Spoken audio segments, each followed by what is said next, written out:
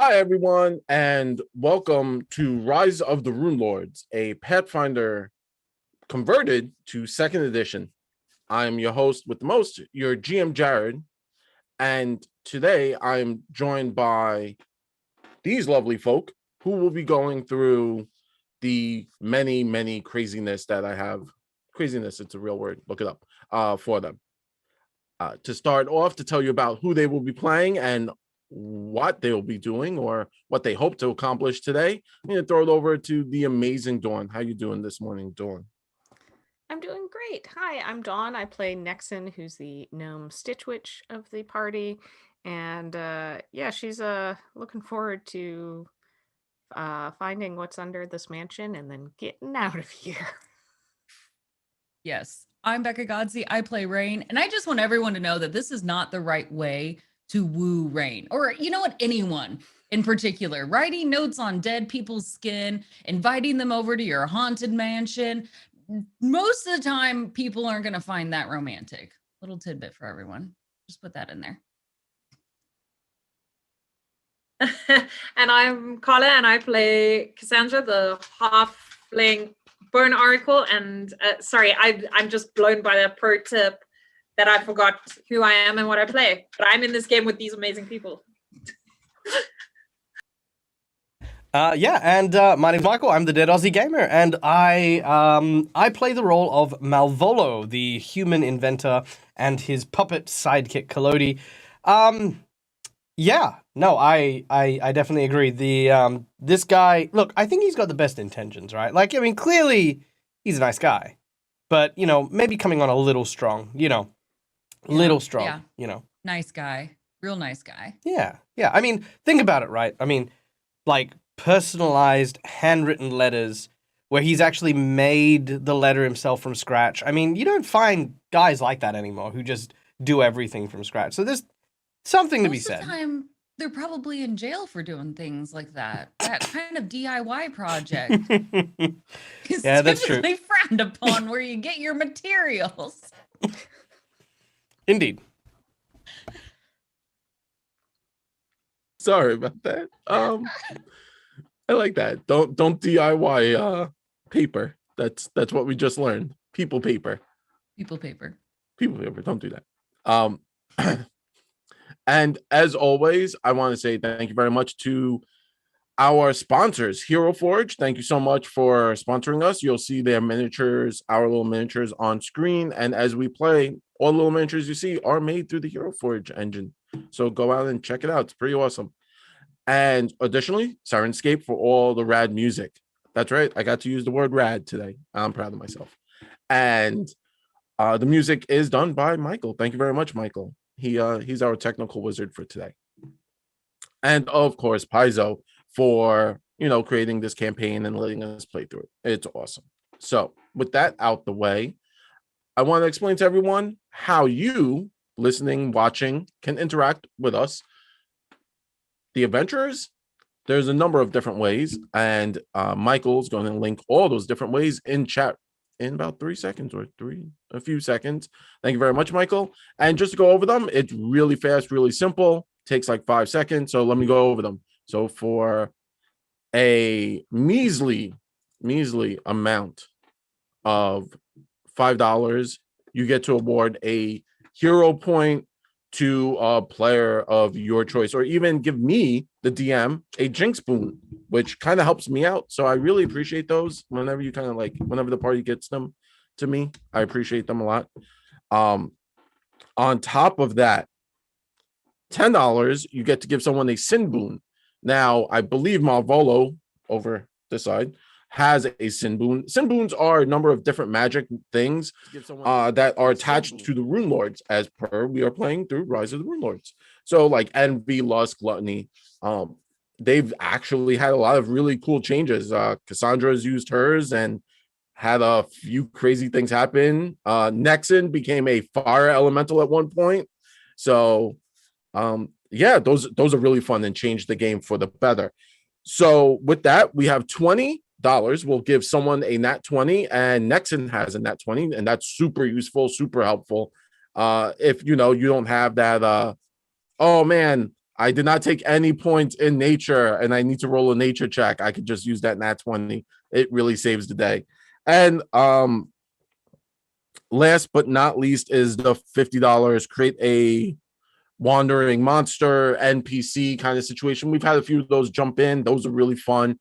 We've had the 2 NPCs jump in the mix with the boss monster, and that's right. The boss bar, speaking of the boss bar, which is almost full, we're like $20 away from a boss fight. The boss monster is when that bar fills, super epic cool boss shows up, picks a fight with the party. The party can either choose to fight or run away. And yeah, if the party wins, they get something cool. And if the party chooses to run, I get something cool. And by something cool, I mean I got to scare off the party. But yeah, so if any of that tickles your fancy, please help us out. It goes to supporting starving streamers like ourselves. So let's jump into it, shall we? Quick recap, since we were off last week. The party had descended finally into the catacombs or the caverns of the Foxglove Manor. Fighting their way through the basement, they saw a number of, again, those beautiful stained glass windows. In these, though, Cassandra and Nexon kind of figured out that this was the final ritual for lichdom, or how to become a lich.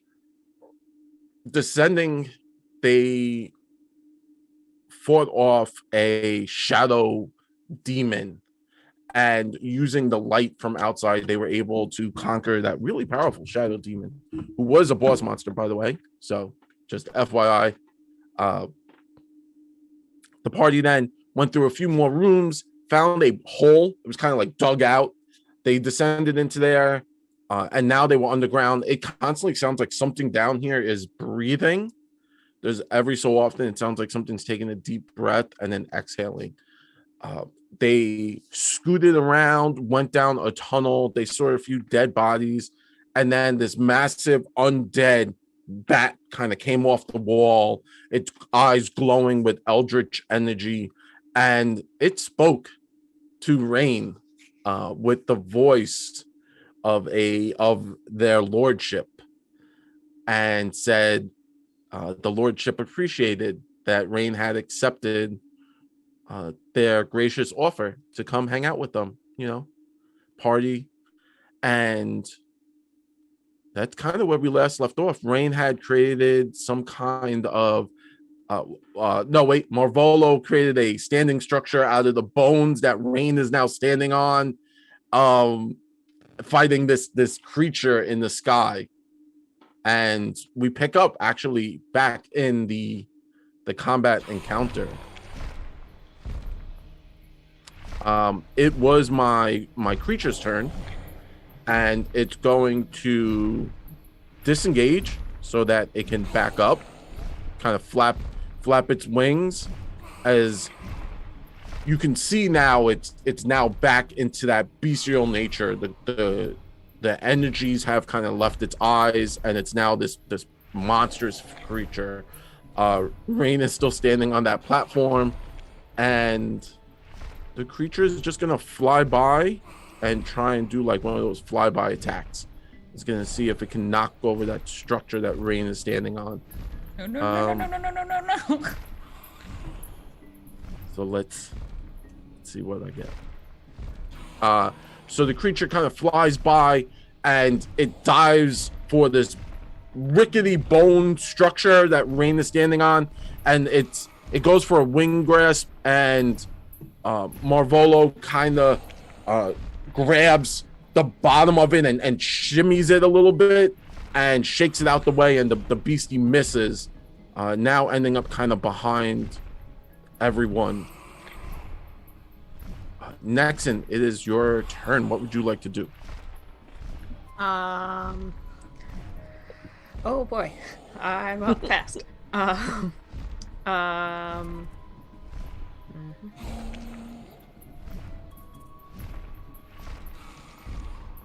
am going to cast. Oh boy.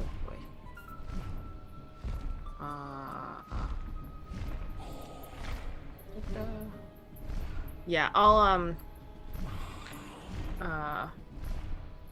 kind of pull out a little charm and spin it around and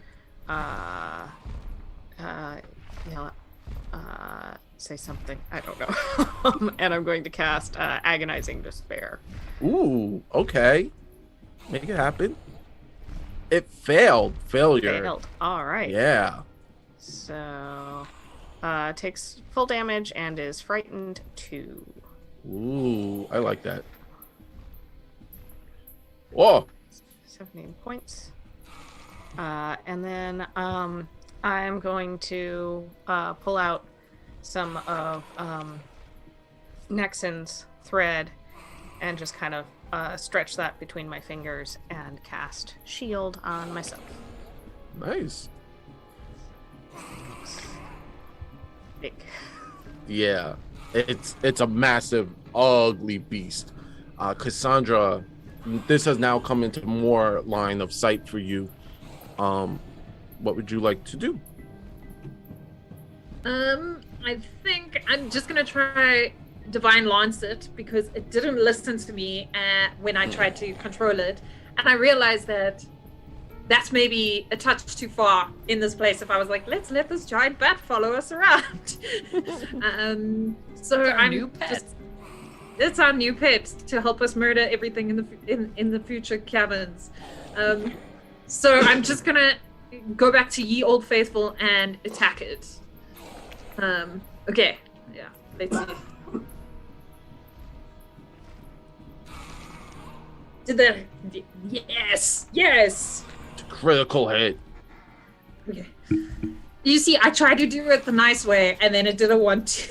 You can't be nice. That's the problem. And we have our crit card for, of course, this is technically a new encounter. Yes. Ooh. All right, 1 to 5. What do we have? 1. 1. Okay. You are using a Divine Lance, which is a spell.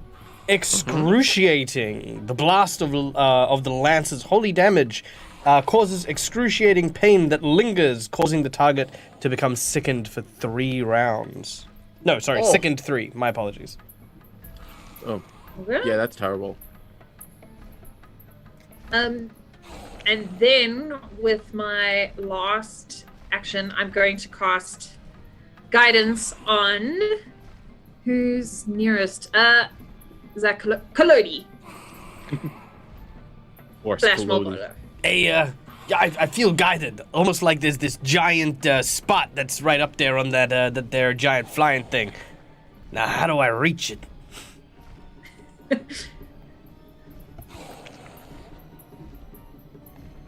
I just love how it's the 2 short ones at the end of the corridor, like, you shall not pass. Yeah.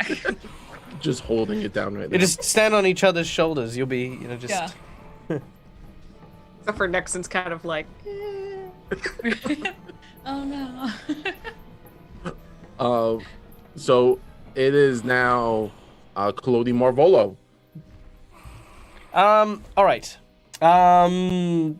Just to make things nice and easy, Malvolo is going to ask Kalodi for some help, and both he and Kalodi are going to move the bone tree that I've made with rain on it, and we're going to, sort of, come on, Kalodi, quick, grab the other end. Hey, don't tell me what to do. I am literally your master. You shut up and listen. Yeah, okay, that you may have a point there. He grabs hold of one side, and we both kind of lift, and we're going to move the bone ladder over to the scaveling on the other side. Ooh. Moving the ladder as you guys are moving it. Rain, it's doing that thing. We've all seen it where the pole kind of sways back and forth, and you're up there just swaying back and forth. You should have given me a heads up before you started moving this thing. Well, you decided to try and fly before I was ready. Some acknowledgement of the fact that I built this thing underneath you while you were falling. I know, I'm ungrateful, thank you, but next time give me a heads up so I don't begin falling again. Okay. All right. Yep. So I'm going to presume that one action to command, one to lift, and then another to move across. Kalodi, same to lift and then to move as well. Are all my actions done? Awesome. Thank you very much. And that leaves us with Rain. So having had Marvolo Kalodi kind of shimmy you closer to this flying beastie now, the creature is just spitting, like it seems very sicker than what it was at this point, because of someone's magic, Cassandra.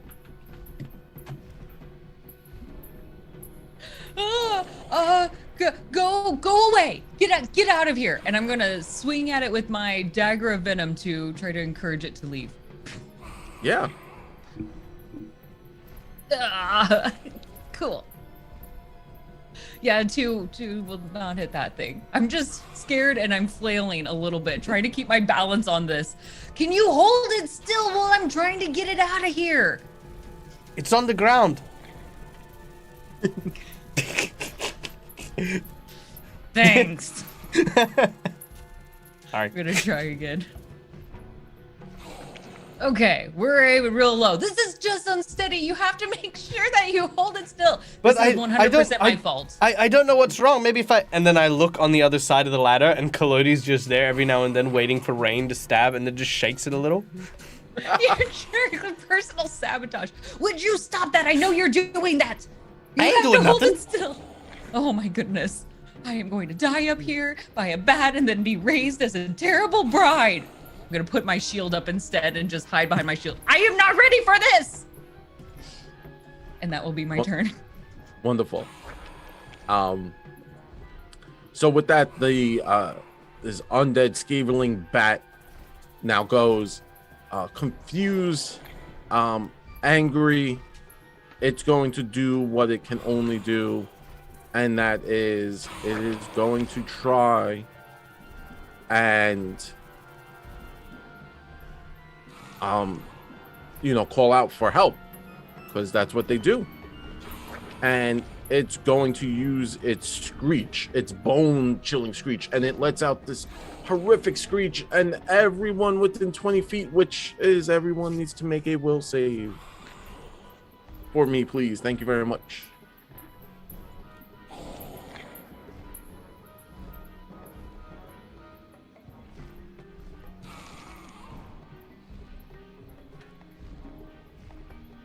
All right. Some good looking numbers in there. Yeah, not a problem. Those are pretty gnarly. Let's see. So, everyone excluding Kalodi and Nexon have passed. Nexon, Kalodi, the screech is a bit too much, kind of throwing you off your game, scares you a little bit, just a little bit, not a lot. And you all take the frightened condition just for one round. And then the Scaverling, it's gonna kind of try and fly over Rain, and it looks like it's heading for the back of the room.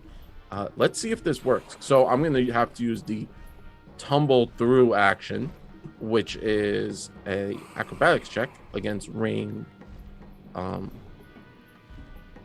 because it's gonna try and fly through when you're standing on a giant pedestal. Nice. Yeah. I don't think that's enough. Oh no. To Is it so gonna hit me? so the creature, as it's kind of flying towards you, you kind of put up your shield, and you kind of have it blocked, and you're like, no, like trying to get like bats out of your hair, Yes. and it kind of hits your shield with its like pug nose, and it's like, but it's stuck up there with you, and it failed the tumble check. Now we're But- both up here together. Both very unhappy in this tiny ceiling space.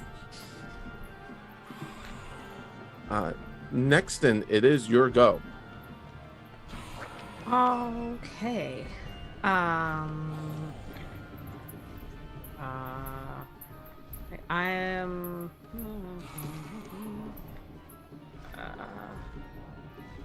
Yeah, I'm gonna just look up at it, and untying a knot, I will yell out, we'll just hold your horses there. And it succeeded, so that is cool. And then I'm just gonna look at Rain and say, fate's on our side, and give her a nudge. Fate. Thank you, and I certainly hope so. I'm gonna just keep wielding my shield back and forth, trying to protect myself. Gosh darn it, Fate! If you could hang in here right now. Cassandra, what would you like to do? Now the creature is a little like it's closer to you, and it's on that bone pedestal, trying to like shimmy around Rain, and Rain's like blocking it with its shield. I'm gonna Divine Lance it again, and then try and peep around, and then when I see Rain is blocking it, I'm like, yes, you block it that side, and we'll block it this side, and you keep doing the like, you shall not pass on our side. Like, it's super effective. Okay. Ooh, nice. Oh, it is effective. Hey.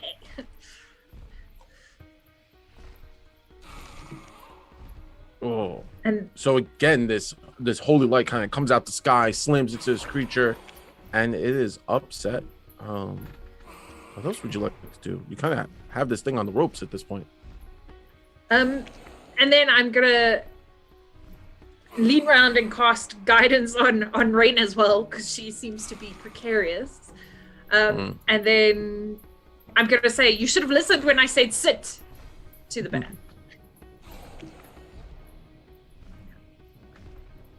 Awesome. And the dynamic duo of Kalodi Marvolo, what would you two like to do?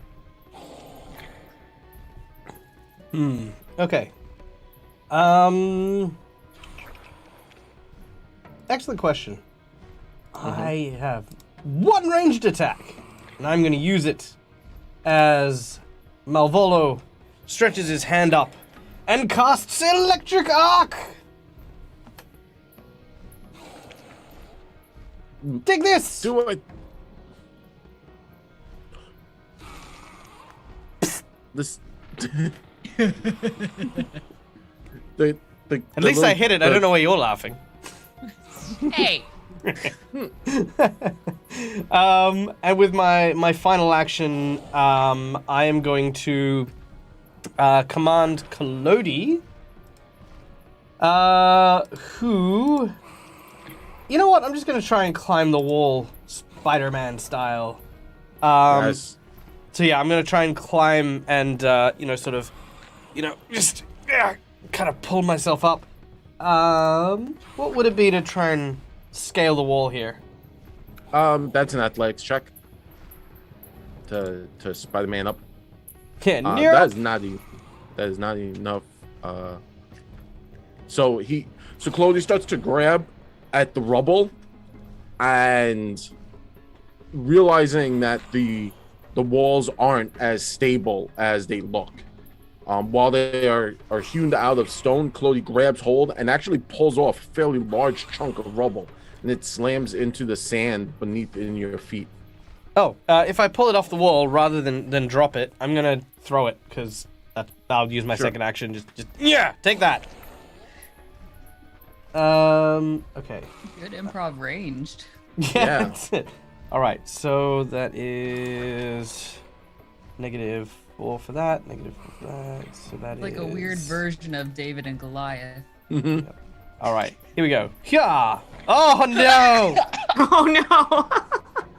So Claudia rolled a 1, and I got a 5. Yeah, I probably shouldn't have thrown that rock. I All know right. you're on my team, but this is hilarious. No, he definitely deserves it. 1, 2, 3. I'm gonna go with 4. Ranged attack.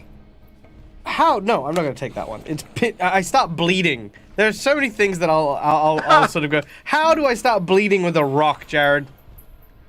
It throws up and it bumps you on the head. Yeah. Okay. Cool. Well, I mean, the other one I was gonna pick was oopsie, which is you hit yourself instead of the target. Which, yeah, same difference. Simple. So that is Oh God. That is a glorious. Geez, I hit hard. That is 7 damage to myself. Nice. That's more damage than the beastie has done to the party. Oh my goodness. All right, yep. So Kalodi's like, yeah. And I like to imagine that it wasn't the rock he threw that hit him. He throws it up into the air and it kind of hits another bigger rock that just sort of dislodges and just crunch hits him square in the head.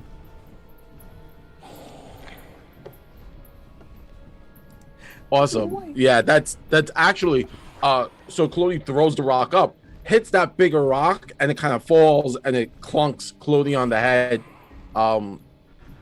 And now we have Rain's turn.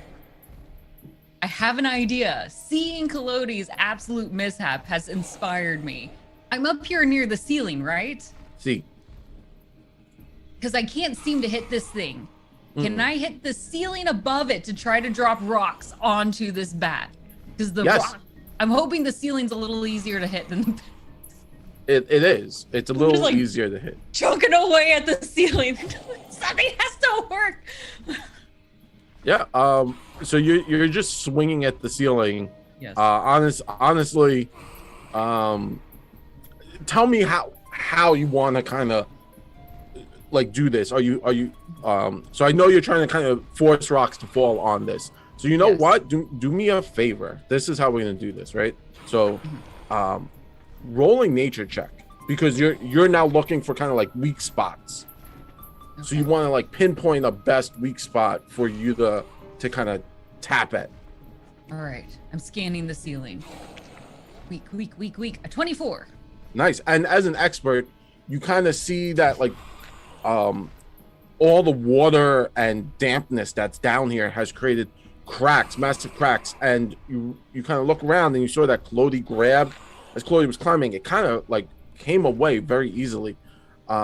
So you find a nice weak spot and you swing and you knock off a chunk and roll a d8 for damage. It's a pretty big chunk of damage. How about a 2 then? 2. The potential for a big chunk of damage. Yeah. So you knock off a chunk and the creature's kind of moving around, hissing and screaming, and then you drop a chunk of it into the creature and it hits, and you're like, oh, that was definitely way easier than swinging at the creature. This is a good idea. So does that take one action? Because if that's working, I'm gonna do that again. Yeah, you could do that again. Perfect. I'm like, this seems to be working, and I'm just carving a new hole in this ceiling. I don't know, maybe it'll be big enough that we'll escape out of it. I'm trying. Oh no. 22. Do I need to push it a little further? Okay, no, we're good. No, that works because you are again an expert. Your nature is powerful, and that does beat the creature's AC. So you're kind of rolling. If you want to, if I could take a second to kind of explain my thought process here, you're just really more or less rolling nature as your attack versus the monster's AC, and that's kind of how this is going. Just so you know how it's role playing itself out. I love this. Take a rock. Another little 3. Nice. One more. I'm chipping away at all the little ones. This is the big where the waterfall comes down. Now that I say that out loud, that could be bad for everyone. 28. Oh, nice. 28. So you swing up and you actually jam your scythe out of the one Marvolo made for you, and you drop a large chunk out of the ceiling. There you go. Yes! 7 points of damage. Yeah! And it crumples right down onto him. Yeah, and that smashes the creature actually in the head, dropping it from this flying position. It drags it almost to the floor. And sweet, yeah. The creature is now kind of like on the floor, shaking off this damage that you did to it. Looking around, it's surrounded by everyone, and it doesn't know what to do. It's lashing out and biting and hissing. The creature is going to its pace speed of crawling, like bats do. They can crawl. They're not good at it though, but it's going to try and crawl through Marvolo, taking the easy path. And it's going to try and like push Marvolo out the way. So it's going to make a athletics check. I see how it is. Easy way out. Against Rude. Marvolo's fortitude DC. So I got a 31. So your fortitude is just your fort plus 10. That's 44. Is it? No. I was like, 24. dang. It's 24. No. Fine, it pushes me away. So it does push you to the side, and it's able to squeeze past Marvolo, and then it starts to climb on the ceiling, wasting 2 more actions, and then it takes the air. And now it's heading to the back of the cave. And that will be its turn. Because it wanted to get free from everyone. Nexon, you see the bat creature kind of skittering on the floor, moving very quickly, and then climbs back up the rock. As it climbs, it's pulling off chunks of the cavern. Seems very loose in this area, as if there's been a lot of water damage, and it takes to the air, flying to the back of the cavern.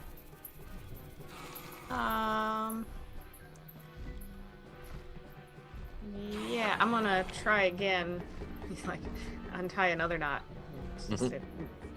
No, really, hold your horses. Nope. It doesn't want to. It wants out. It's like, no, I hate this And place. she's just gonna kind of like frustrated throw down that little like piece of twine and pull out her sling and just try and. Oh, is it close enough? Oh, I didn't control that. I was checking. Yeah, it's close enough. Yeah, yeah. 8. So very close, and you fling the sling, and the creature kind of banks, and it whips right over its head, and then it turns around and lets out a hiss at you as it knows you're still attacking it. You came actually very close to hitting it. And with that, it's now Cassandra's turn. Cassandra, you see the creature, it's taken to the air. It's kind of left at this point. What would you like to do? I'm gonna turn to Nixon and say, "Don't worry, it didn't listen to me either." And then I'm gonna divine lance it again, because this thing is, it's trying to survive because it's an animal, but it's sad. It's Half-Life vibes here. Mm-hmm. I'm gonna try and attack it. Yep, that apparently hits. Okay. 8 points of damage. So the radiant energy slams into the creature. And it's still flying. It's still trying to, dive to the back of the cavern. Got one more action. You want to chase after it? Jump on its back? No, it doesn't listen to anyone. So I mean, that's just like a wild rodeo ride that no one wants to see. I'm going to try and see if maybe I can reach the last bit of its undead part, and I'm going to try and disrupt the undead part, and then maybe it'll sort of fall apart at that. Yeah, so jump past that. It chooses to take half damage. And by chooses, I mean it passed it safe. Okay. Wow! You guys are just launching nukes between just. Look, if it had listened, it would have been okay. It would have been a different story at this point. And then I would have protected it when it was helping us fight the bad guy. But it didn't. It's rude. Yeah, it's rude. We came into its cave, and it's rude. Yes. But the dynamic duo of Collodi Marvolo. Collodi's now kind of like perched up on the wall, having taken a bonk to the head. And Marvolo, you kind of were pushed around the side of the bone pillar that you've created. Okay. So, speaking of launching nukes, Mm-hmm. so you mentioned that the tower that I built, right, has a bit of a Yes. sway to it, you know. Yes.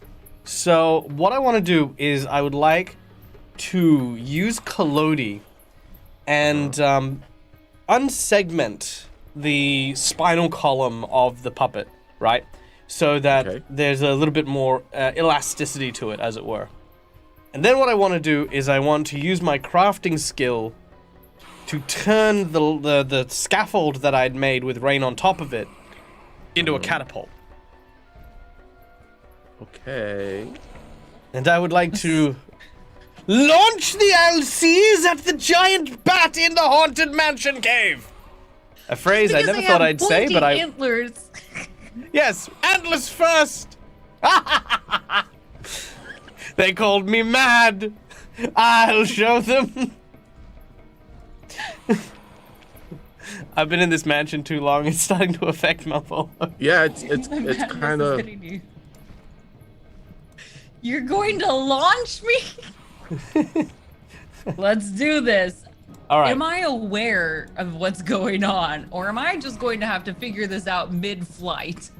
You're going to It- have to. Well, considering how quickly I make stuff, I mean, I'm it would be thinking with a that- span of like 6 seconds before you went from being on a scaffold to being on a catapult. Yeah. Cool. Yeah. Okay. Let's go the surprise route then. All Yeah. right. 3, 2, 1, go. So, And I imagine Collodi, basically this is what's happened.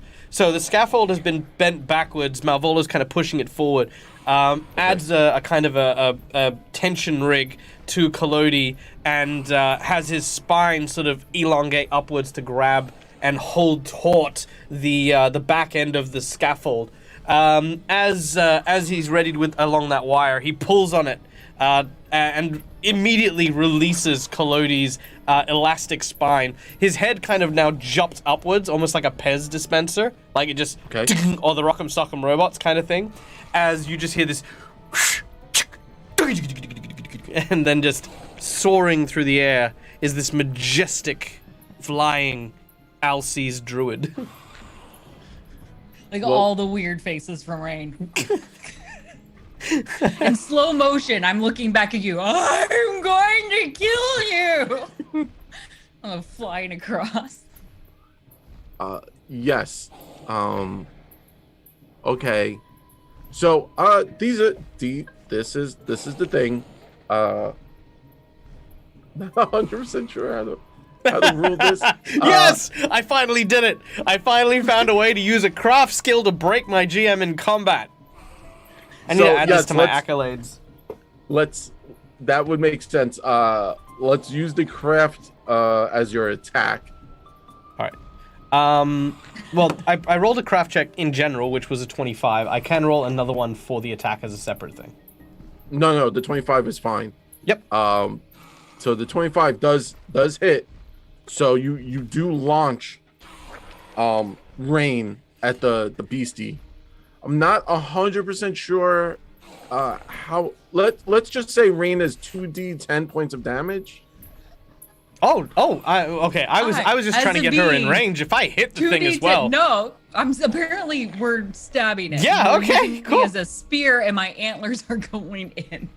Yeah. How many? I've got probably 4, so it would be 4 puncture wounds.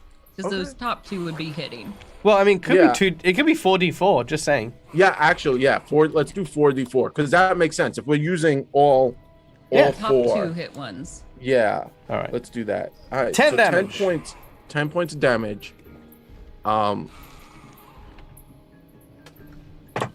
And now I'm basically face to face with this thing. I'm gonna wear it as a hat. So rain flies across the room. So yeah, okay. So that is. Yeah. Okay. Sorry. I was just because the machine doesn't calculate the math unless you put it in yourself. So this is what Nexon and Cassandra see, right? Because let's go from their perspective, as I think it would be the most fun. So Nexon and Cassandra, you're standing there, and Marvolo and Collodi suddenly leap into action. Collodi runs around, kind of grabbing this whole spire of bones. Marvolo kind of lashing more things. Collodi ranks it back, and at the very top, you just see Rain kind of steady herself and then get launched like a catapult at the beastie through the air. Rain yells at Marvolo, and Rain kind of does like this turn. She kind of comes in like a turn, almost like a football, and she slams head first into the Scaverling that was in the air. Hitting the Scaverling, it punctures its body. Goo, green mucousy goo splashes all over the wall. And the Scaverling twitches and screeches as the two of them come collapsing onto the floor with the loudest boom ever. Hitting the floor, Rain kind of hits the floor. The Scaverling hits the floor. Rain's kind of stuck in the Scaverling. We're out of initiative, and as the two of them hit the floor, the boom kind of rattles the walls around, and the hole that Rain was kind of chunking at in the ceiling, more of it starts to collapse down, and you could start to see cracks in the ceiling forming, and all of a sudden rocks start to fall onto the ground around you guys, causing a miniature cave-in. The rocks kind of slam into the floor, and the worst part is you're like, oh man, the cave-in's really bad. No. The worst part is you guys are on sand, lots of sand, and the floor, remember, isn't so much solid as it is a lot of sand. So boom, one rock, two rock, boom, three rock, boom, and then the rock starts to sink deeper and deeper into the sand, as now you're realizing that was a sinkhole that now you've just activated, and the sand is sinking deeper, and the rock quickly sinks in, and the sand starts to kind of go into the center, and you see where this little undead folk guy is. That's the hole. Marvolo, Collodi, you guys are just on the cusp of it, but Rain, you're on the opposite side, and you guys have now created more or less a hole of sand that's now sinking, pulling in the bodies, and more sand kind of go in. Marvolo, you do that thing where you take like 3 steps back as the sand kind of starts to cascade around your feet. Yeah, that's where we're at now. Well, isn't it the consequences of our own actions coming into play here? What I may have lost the element of surprise. I thought did someone. I thought I heard someone call my name. Was that? I'm just gonna start walking out the cave. Me and Nix. Well, I'm gonna nudge Nixon, and we're gonna like, you can't leave Rain, and I'm gonna try block the path for Marvolo, and then I'm gonna also mention to Nixon. I say, I think when he said to Rain that he was happy she was here, I don't think we ever had surprise. Look, to be honest, I did not expect half of the building to start falling down. If anyone is to blame, it is because Rain weakened the ceiling structure with many heavy blows. But I'm not running. I am formulating a plan. Yes, Nexon, some rope, if you would be so kind. Yeah. I'll pull out some rope and try and like throw it over to Rain. I'm coming over closer to the edge, wearing my bat hat now. Yes. As it is. And I'm like, I have to lift up one of the wings to see over it, or else it just drapes over me like a I'm giant imagining like veil. a sombrero, like, just this. If I spin too quickly, its wings kind of flare out a little bit. so me and my bat hat, we're walking. Rain, Actually, I do like your new disguise. Thank you. Yes, I feel quite hidden, to say the least. I might need some help pinning it up, at least so I can see out of this thing. we're going to take a bad situation and make it work for us. Before I hop over, what is in this little alcove, since I'm pinned over here with the bat? Moving to the back, or just kind of peeking back there, you now quickly realize that is the well that you guys were looking at beforehand. That went all the way down. From the many sessions before the outside of the house, where you guys decided to lower Nexon in. That's the bottom of the well. Perfect. I'm gonna hold the wings out a little bit so I can see. The hole to the well is over here. So if we ever need to try to climb out that way, that's probably going to be our best bet. And I'm going to try to wander my way over back here. So where does this sinking sand begin again? The sinking sand kind of is on this tombstone area right here. Right on it. So it takes up Maybe the hug the wall, you think? Yeah. Okay. And It's a little- hold the other end of the rope, so if you start to go down, we can yank you out. Okay.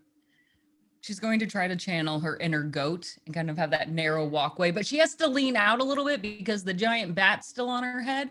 So she's walking around kind of sideways, holding onto the rope, leaning against the wall. This is fine. This is perfectly okay and a normal situation, and we're not in a creepy mansion, and I don't have a dead bat on my head that's slowly bleeding down my horns. This is okay. This is all very normal, and I'm not going to fall into a sand pit, and this will not be my dire grave. Yeah, not at all. Can you please make a athletics check? Oh, yeah, because you're climbing on the ledge across. Perfect. 28. You know what's funny? That is exactly 2 points higher than you needed. Oh my goodness, that's close. Goat feet. Yes. So Rain channels her inner goat with the use of the rope that Nexon kind of thrown over. You guys get Rain across.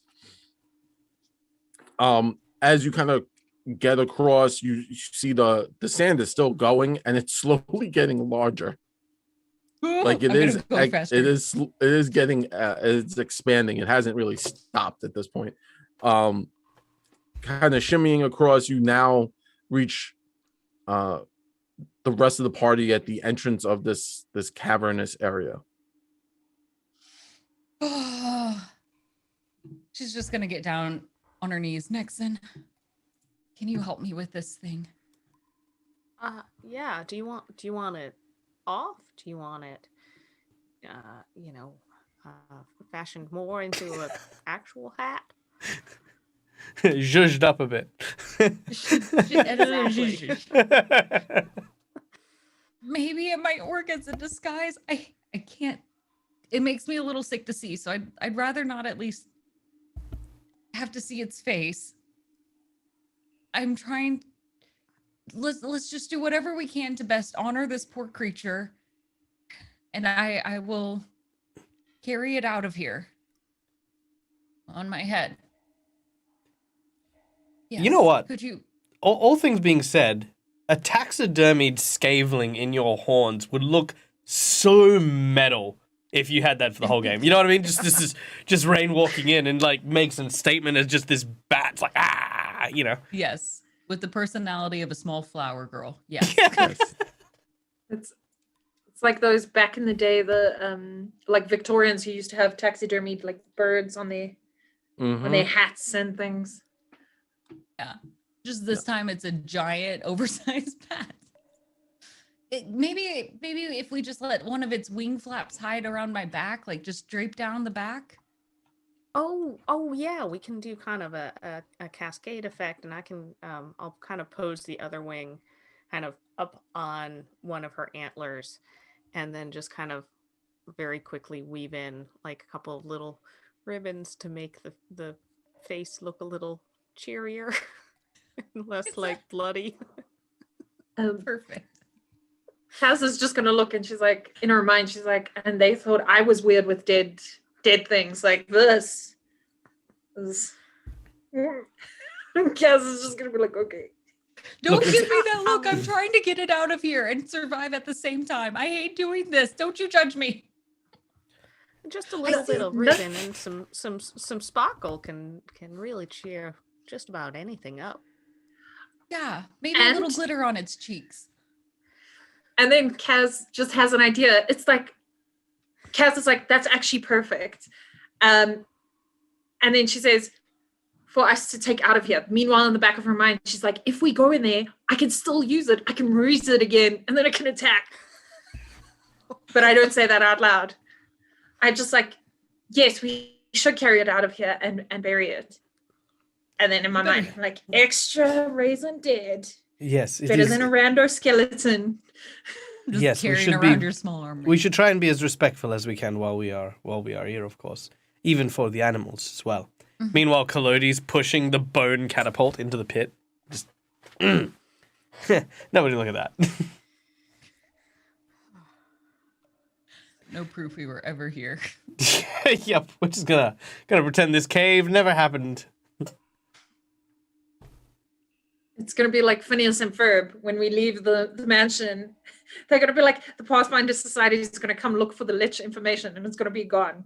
Yes. Yep. Okay, let's get out of here because I don't want to stay in here any longer. Yes? Yes. Okay. Yeah. So, I mean, there are a couple of other tunnels. Shall we go cautiously check those out? Mm-hmm. Mm-hmm. I can handle Take this. the next one over from here. As the party kind of starts to exit this little cavernous area, walking down that path, you are the first person in your like little assembly line heading out. The first or second person start to get that whiff of necrotic rotting flesh, and it's very close. As you do, who would kind of be taking point here? Not Rain, but she will be reaching out to grab someone's hand because she's a little afraid. She's gonna hold her arm out and just hope that someone sees it and will take my hand. I'm not gonna vocalize it, but look around. Also. Yeah, Nexon will just kind of hold on to Rain's hand. Collodi will take point. Malvola will sort of follow behind Rain and Nexon, tending to their injuries, Okay. which I now just do automatically because I'm awesome. I can take 10 on my medicine checks. I can declare it to be a 20, and bam, 26 hit points to 2 people just in an instant because To everyone. that's what I can do now. Yeah. Heading forward, so let's say Collodi and Cassandra are kind of like the 2 point people here. Can Collodi and Cassandra both give me perception checks, please?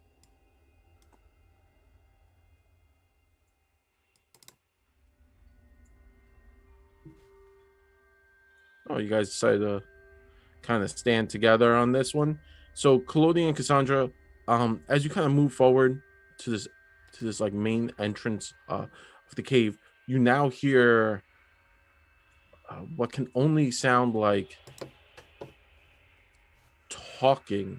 It's very guttural, and it's very wrong. That'd be the best way to describe it. It's not necro, right? It is necro. I can understand that. Of course you can. As you kind of get closer and you start to hear, suddenly you can hear in necro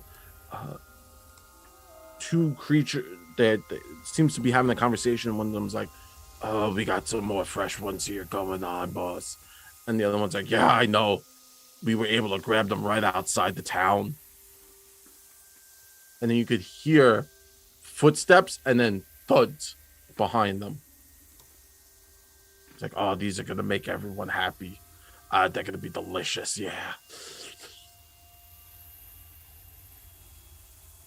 I'm going to turn and go shh to everyone. And then I'm going to whisper and say, I think there's ghouls there, and I think they've caught people. We need to hurry and save them, because they're saying they're going to eat something, and I think it's people that they caught outside town. Okay. I might, if I may, propose a suggestion. Perhaps this time, rather than running into an ambush, maybe we could set a trap of our own. If we can, and I'm going to mutter a plan. Basically, Malvola will pretend to be someone lost in the tunnels, so to attract the attention of the ghouls. And when the ghouls come to get us, we jump out and we club them. As opposed to running into them. I like it. I'll cast guidance. You got this. Okay. Yeah. Okay. And this is courtesy of my enjoyment of a particular New Zealand sketch comedy group. Oh no! I'm lost in some tunnels and I have so much money! I don't know where I am and I've been down here for days. I feel as though I've lost one of the many kilos of body fat that I own.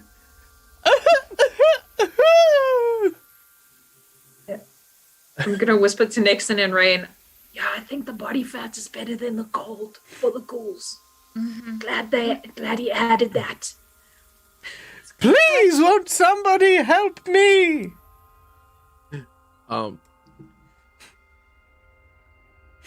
Shouting that out, you, Nexon and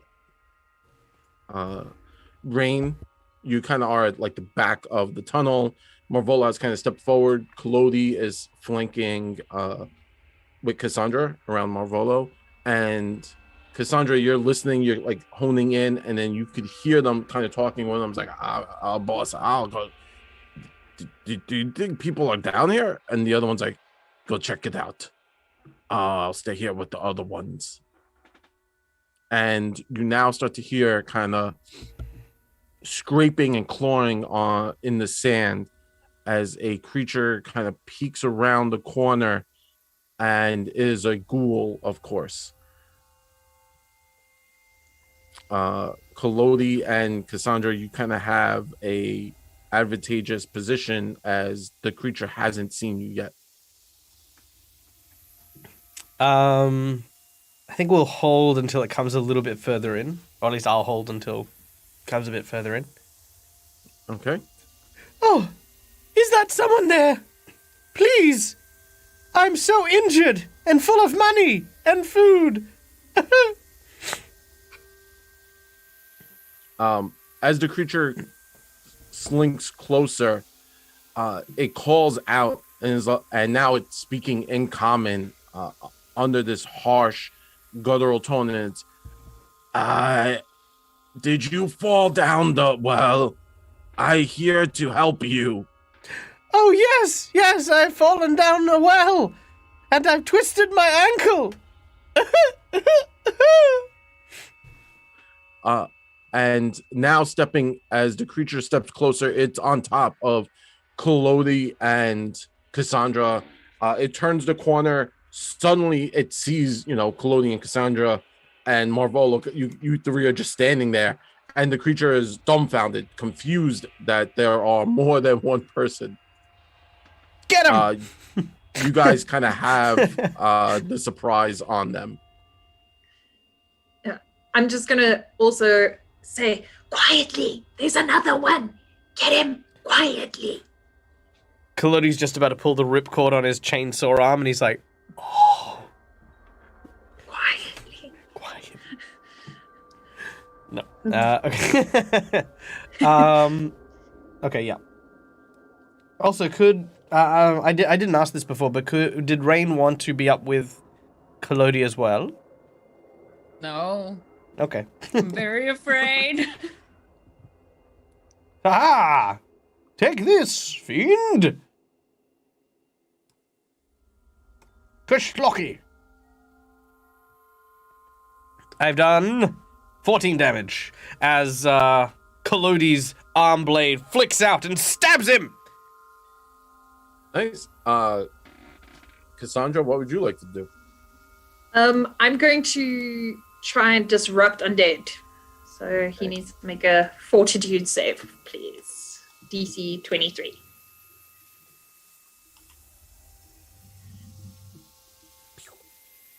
I got an 8. Okay, I don't feel like that's enough. And then I'm gonna attack him with 1d10 positive. Oh. So you reach out and you kind of nuke this creature very quickly. As it turned the corner, shocked, Collodi kind of just stabs it in the neck. It grabs its neck and is like, oh, and then Cassandra just like fries its head, and its eyes explode with energy, and it drops to the floor. No longer with. Before it drops to the floor, Collodi wants to grab it. Oh, Collodi wants to grab it. All right. Collodi can try to grab it. Make a reflex save. Okay. Kia. 22. Oh, that's more than enough. Okay. And then the ghoulie drops to the floor quietly. Oh, no, I don't want to drop it yet. Collodi's Malvola will holding then it. look at Cassandra and say, You speak their language, right? Yes. And then I'm gonna, in a whisper tone, try and get the lower tone and be like, testing.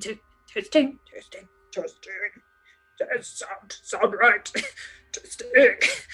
I appreciate that Necro helps you sound more low, which is great. I've What got an should idea. we say? I've got an idea.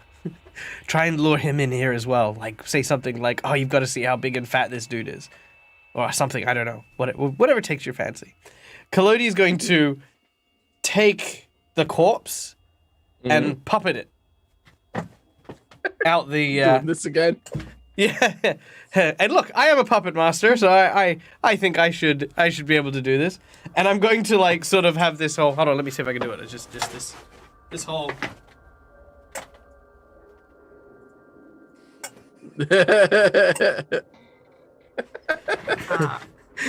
As he's just peering out the corner, and just wait, like trying to get his attention. Nexon's just gonna kind of like whisper down to Cassandra. I think fate's on our side. And he's using fate. and then I'm gonna say, I'm gonna turn because I was in my mind gonna speak Necro, just for the role playing of it, and I'm gonna say thanks in Necro, and it's gonna come out really badly, and then I'm gonna be like, thank you, in comment, and go back. I'll be like, oops. Yeah. So in Necro, I'm gonna shout. Well, not like shout, but like call out and say, boss, I knocked them over the head, but they're so huge.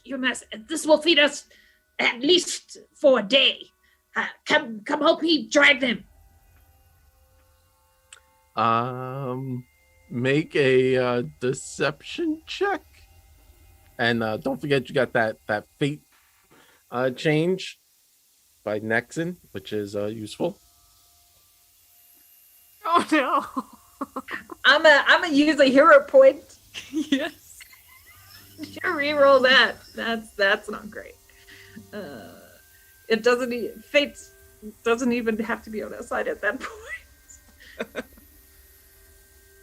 Is that better with a +1 make it a success? Oh wait, no. it didn't go through the second one. Okay, let me reroll. Deception. Did that come through? No. What? Okay, let me roll again. Okay. So I'm rolling, but it's not showing. Huh. Oh, Okay. I believe you. Once more with Part of feeling. the There it is. deception. There it There it is. is. we go. It was all deception. She was gonna be like, I don't know, it's not rolling. I got 2 20s in a row. Deception on my deception rolls. Yes. A 29 with fate on your side makes it a solid 30. And that is a critical success. This creature firmly believes whatever you're telling him. The movements of his body are so lifelike. It is beyond so the other ghoul now kind of comes shambling over. He's like, I'll be right there. How big are they? And he kind of gets closer, coming into here again, and then shot sees the buddy ghoul standing there, and what happens as it turns the corner and now is more or less bushwhacked by Jump him! Collodi and Cassandra.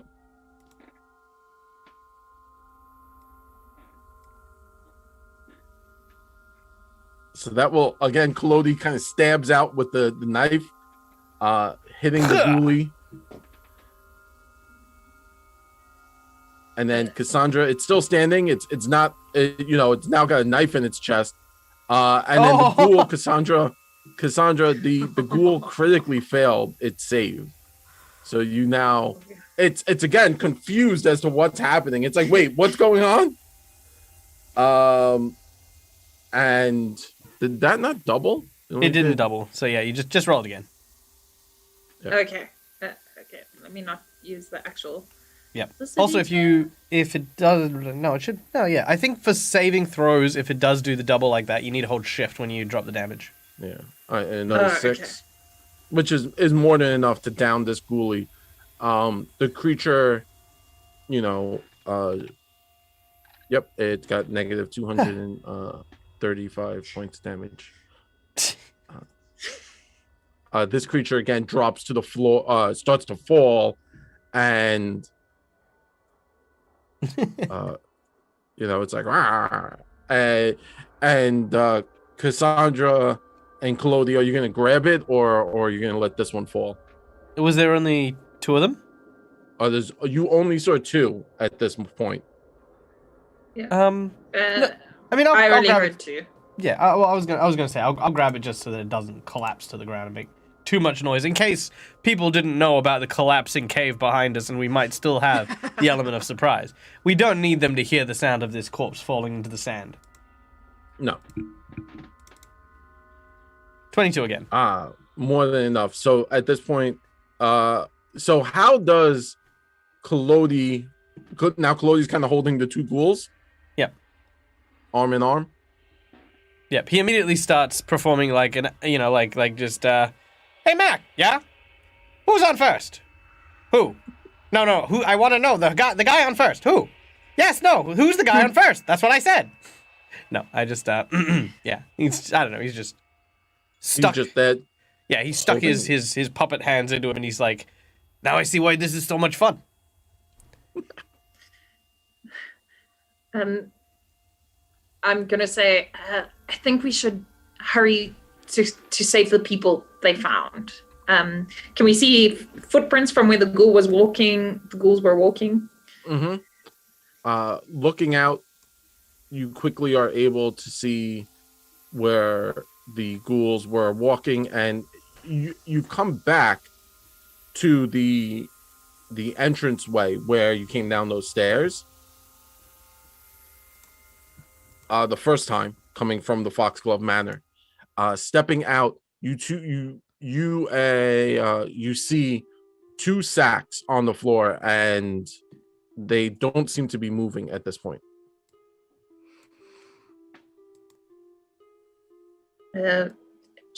we should open these. And then I'm going to go kind of not quickly, but also still enough time for someone to say, no, don't open the sack. Okay, cool. I'm going to open the sack. Opening the sack, you do notice that there are 2 bodies in each sack. Reaching down, you see they are heavily bloodied, and you realize the ghouls must have attacked these people on the road and are taking them down here to feed them or something. As everyone's kind of standing around the sacks, the sacks, a problem occurs. And the problem is you hear on the stairs Moore's footsteps coming down. And this sounds like way more than just 2. It sounds like a number of creatures are coming down these steps. What do we do? Okay, everybody. For danger, unconscious, round the sacks, and then Kalodi, me and you, we puppet the ghouls. Oh. What? Lie down, quickly. Okay, Malvolo will lie down, but he'll brush the ground a little bit to make himself a soft bed, kind of like clears all like the dirt and the rocks, so he's got a clear space to lie down. Kalodi will look at Cass and sort of look at the she'll be fine, and we'll rip out the guts and the interior of one of the ghouls and just sort of like. And make like kind of a little opening so that Cass can puppet. Cass is gonna just like from the back be like, I was just gonna stand behind. Most people, they climb inside me when they, do the thing. So I just thought, yeah, that's my bad. I don't know how these things work, I mean, okay, yeah, I got this other guy. Okay, sure. I got it. I got this.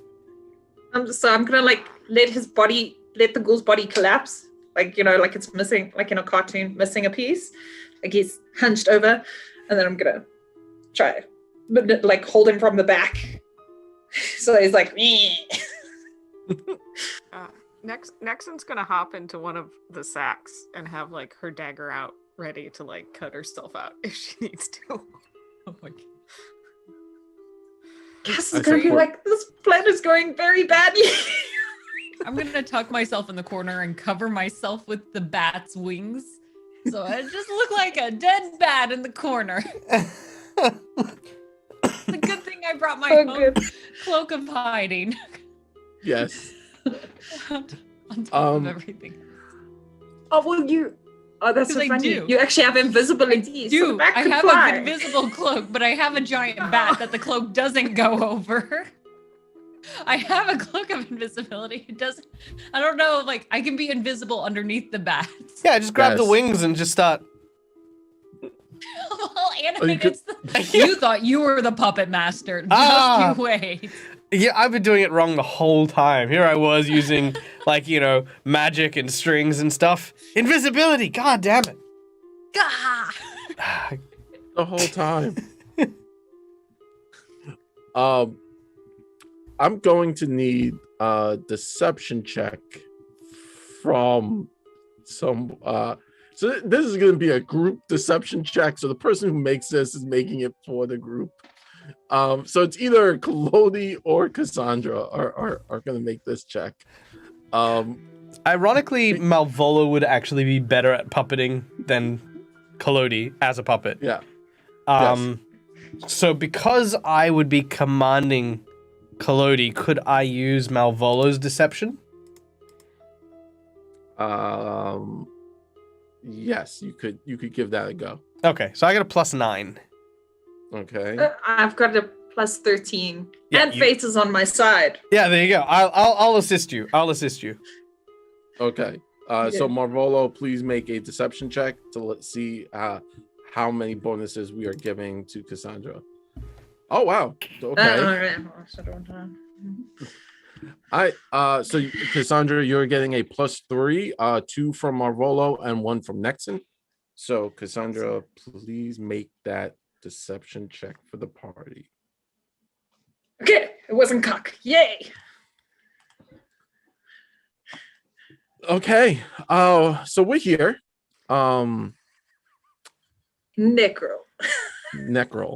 So Bunch of coming just down dead the stairs, now 3 more ghouls kind of appear. All of them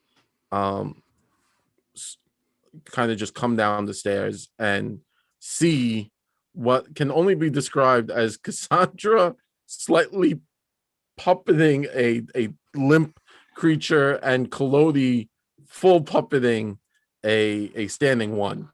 And the one of the larger ghouls, right, kind of steps forward and is like, what are you two doing? What's going on here? And looking around, the ghoul, so Rain actually placed herself in a pretty advantageous position because Rain has gone to the corner and it's kind of behind the staircase, so they're not looking directly at that spot. Nexon has jumped into a bag, and what was Marvolo doing? I forgot to ask. Marvolo's made like just a quiet, clean space, and he's just just laying down next to Rain. Yeah, pretending to be dead. He's pretending to be dead. Oh, okay. Yeah, I'm dead. Okay. Just like sleepy lions, almost like just double checking to see the insanity. So the ghoul, obviously the leader ghoul, is looking around. Is like, what why are these on the floor? What's going on? And it kind of steps forward, with the other 2 ghouls flanking it. And it's like, what are you two doing? We gotta bring this back.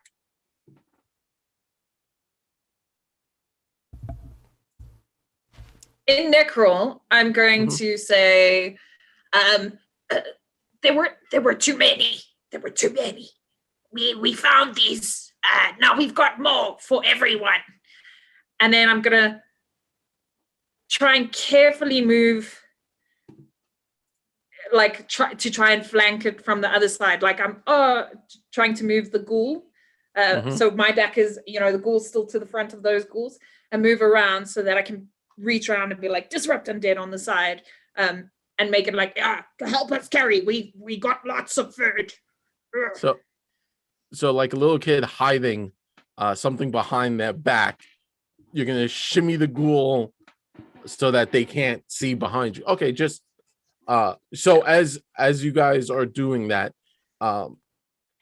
the ghoul looks and is like, what do you mean too many? Yeah. Human fall down well and break legs. So many human.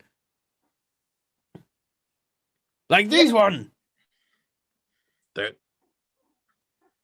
And it looks around at each other. The 3 of them kind of look at each other. Is like, what about the bat? Did it not eat them? No, they kill bat. But look, come see. There's so many in here. And he's gonna point. You carry this one, and then I'm gonna gesture. He's gonna point towards the tunnel that has the giant sand pit in it. Oh, okay. I see what's going on here. And then Cassandra in the back is like, there's so many people, so injured, so juicy, all that way. And then in Necro, I'm gonna say one so full, so fat, die quickly, so big, size of so moose. Much food. And then Cassandra from the back was like, "Why go? Why'd you say that?" So the one you're talking to looks at it, is like, wait, there's a moose? No, size of moose. It's common phrase from where I'm from. Where? Yes, I so hungry I could eat a moose. You not say this? Weird. Okay, quick, this way. Very eloquent ghoul in common. I'm like, did you not hear the ghoul earlier that was like, I hurt leg. I help. So the ghoul kind of looks confused,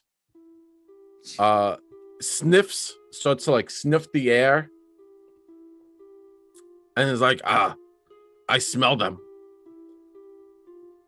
You say down hole and bat dead? Yes, dead bat there. And then floppy arm gesture to the dead bat. We drag bat out. Now clean space to get food.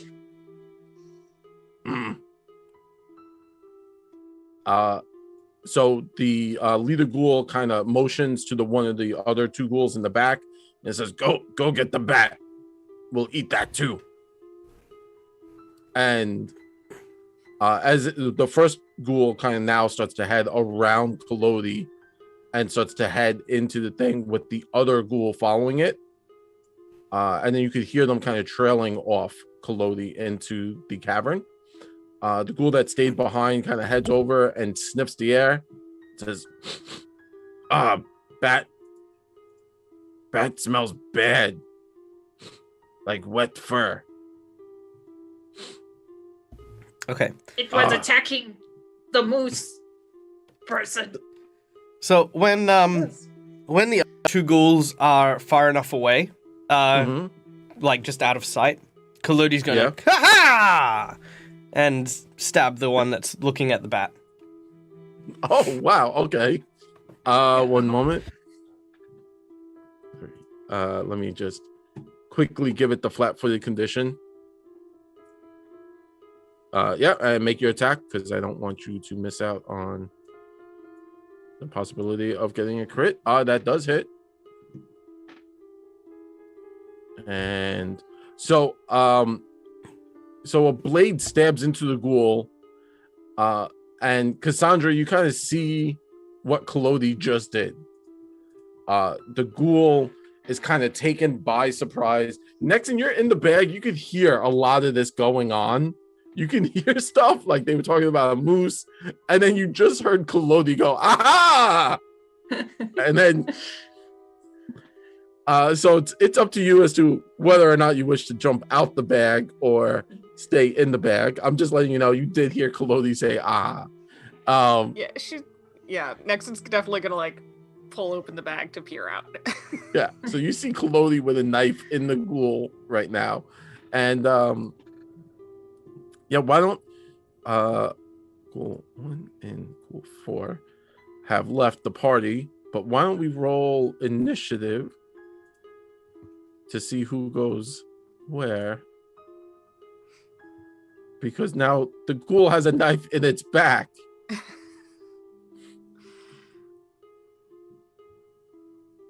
Cool.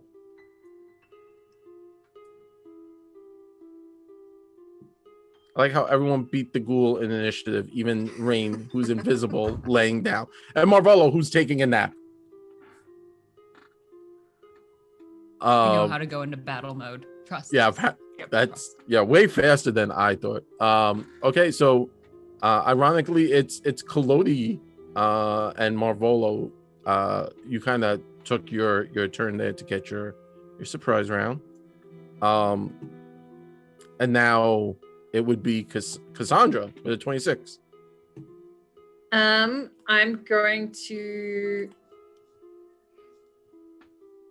going to disrupt undead and then see what happens. It failed. Okay. 4 points of damage. Nice. So you disrupt the undead. It's still standing and it is upset. What would you like to do? I'm gonna put down the ghoul, and then I'm gonna prepare myself for the other two coming through. Okay. And then, if they come through, I'm gonna shout, "Oh no, they're attacking us!" in neck rolls, and then I'm gonna shoot them. Got it. Next, and popping out of the bag, what would you like to do? I will kind of like shuffle my feet on the bag and point my Mhm. finger out and cast electric arc at it. Nice. And it failed, so have some damage. Awesome. Uh, So the beastie, you kind of shoot the electricity and it takes it to the back. It goes through the blade of Kalodi, and the ghoul, you could see the energy, the undead energy from this creature kind of leaves its body.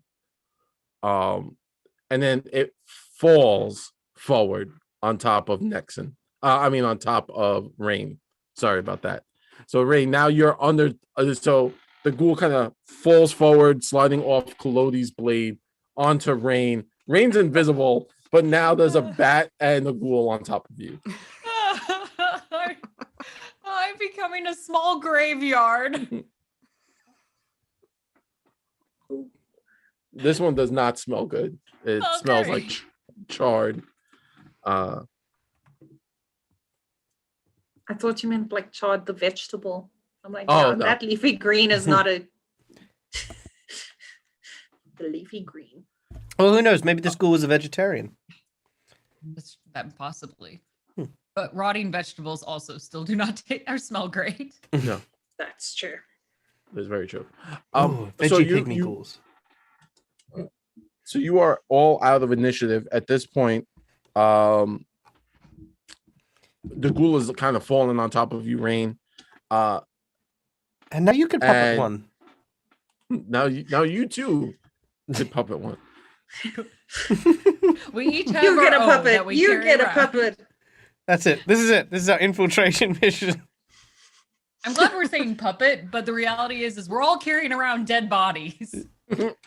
Yeah, but are we though? Yeah, we are. I thought that part was pretty clear. By the dead bodies. Yes. but really, deep down, aren't we all just dead bodies? That's No, deep no. and sad. What you're saying right there. oh dear. I feel very Speaking of- alive.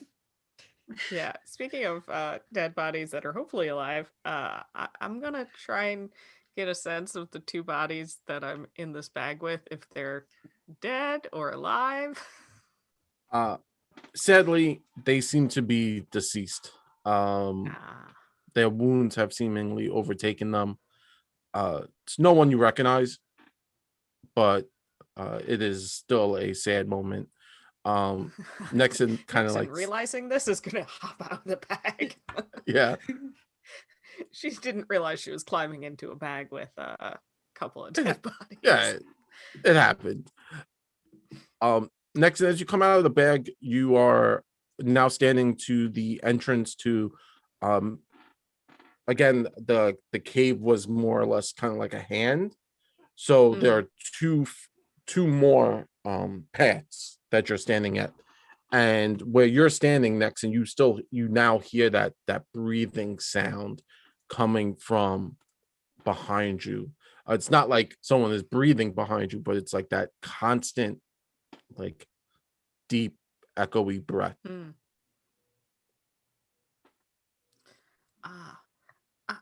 I think we still should make sure that those other ghouls don't come back and get us, but it does sound like there's something down this way. Right. Yes. I'll go check it out. I can do this. This will be good. And Rain is I can come. Yeah. Oh. No. That's great. I'd love it if you'd come with me. It's easier to be brave with a friend. We're gonna make our way downtown, walking fast.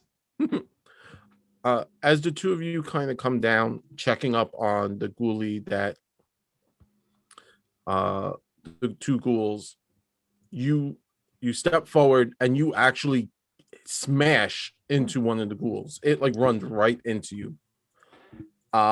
Confused, it looks at you and lets out a hiss. And over its shoulder, you could see the last bit of a hand getting sucked into sand. And this one obviously has turned around and kind of ran. It's confused. Nexon and Rain, you both have the surprise on it, so you could both make a single attack action. Because it literally like ran right into Rain, like it was fleeing from the quicksand. Perfect. Just for fun, I'm gonna hiss back and kind of flap those bat wings up. That's terrifying. I want none of that. It's a defense mechanism.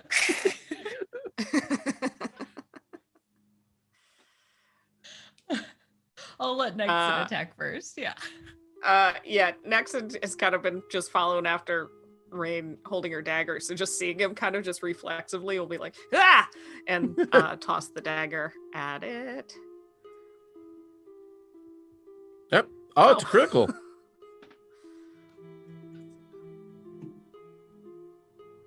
Nice.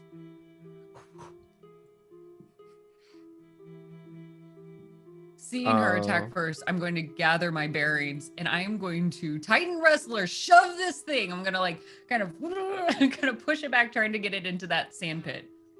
Okay. Make a athletics check. 33. So the ghoul kind of takes a dagger to the chest, and then Rain just like two hands into the ghoul's sternum, throws it back into the quicksand area. The ghoul kind of hits the sand, scrambling, scrapping, trying to pull itself out. Let's see what happens. Oh no. It critically failed, and it's now sinking in deeper and quickly into the sand. Sadly, the ghoul will not be able to escape the sand, and you watch as its head finally sinks under the sand. And the ghoulie is gone. Okay, good. Goodbye. Rain is gonna wave at him. I guess I'll get another dagger at some point. Oh, I should have pulled it out for you. I'm sorry. Oh no. It's no worries. I will find you a new dagger. I promise. I will find you one. I owe you a new dagger. I'm going to keep a track of that. That was very rude of me, and I apologize. I mean, it kind of caught us both a little by surprise. I rather it's down there with him than, stuck in one of us. Fair enough. But I've made a promise, and a moose always keeps her promise. Now, I guess we should check and make sure everybody else is okay. The sooner we can get through this, the sooner we can get out, and then I can buy you a new dagger. As you two kind of come back victorious, you come back and you see now, having been back there maybe like 5 minutes, making sure that the ghoul has finally sank and didn't scurry out. You see the ghoul bodies are on the floor. Marvolo and Cassandra are standing at the entrance of one of those tunnels, and Clody actually has now come back from scouting forward, and Marvolo kind of sent Clody forward to see what's down the tunnels, and Clody's now come back explaining that they all kind of lead to a single tunnel, and that seems to be the deeper into the cave. He didn't keep going, but definitely heard the breathing coming deeper from that tunnel. And hearing that, we're going to take a quick break. So stick around, and we'll be back in 10 minutes, 10, 15 minutes, give or take. So don't go anywhere. Find out what's breathing down that tunnel.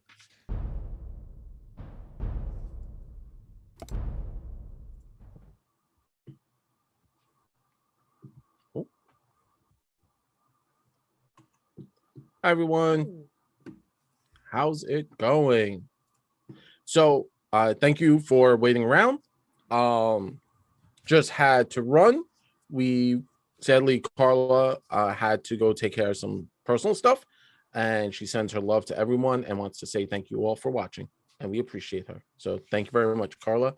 But we're still here. We're still rambling and running through this underground cavern.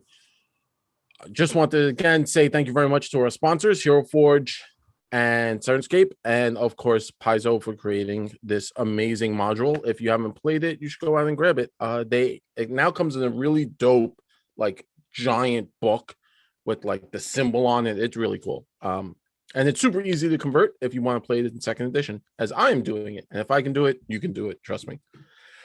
With that being said, let us not forget how our amazing chat can interact with us when we're playing through. And by interact, I mean give me all the jinx points and make it worse for my players. That's literally what I mean. So for the low price of $5 donation, you can give either the players a hero point, boo, or me, the GM, a jinx point. Yay! So that's an amazing way to help us out.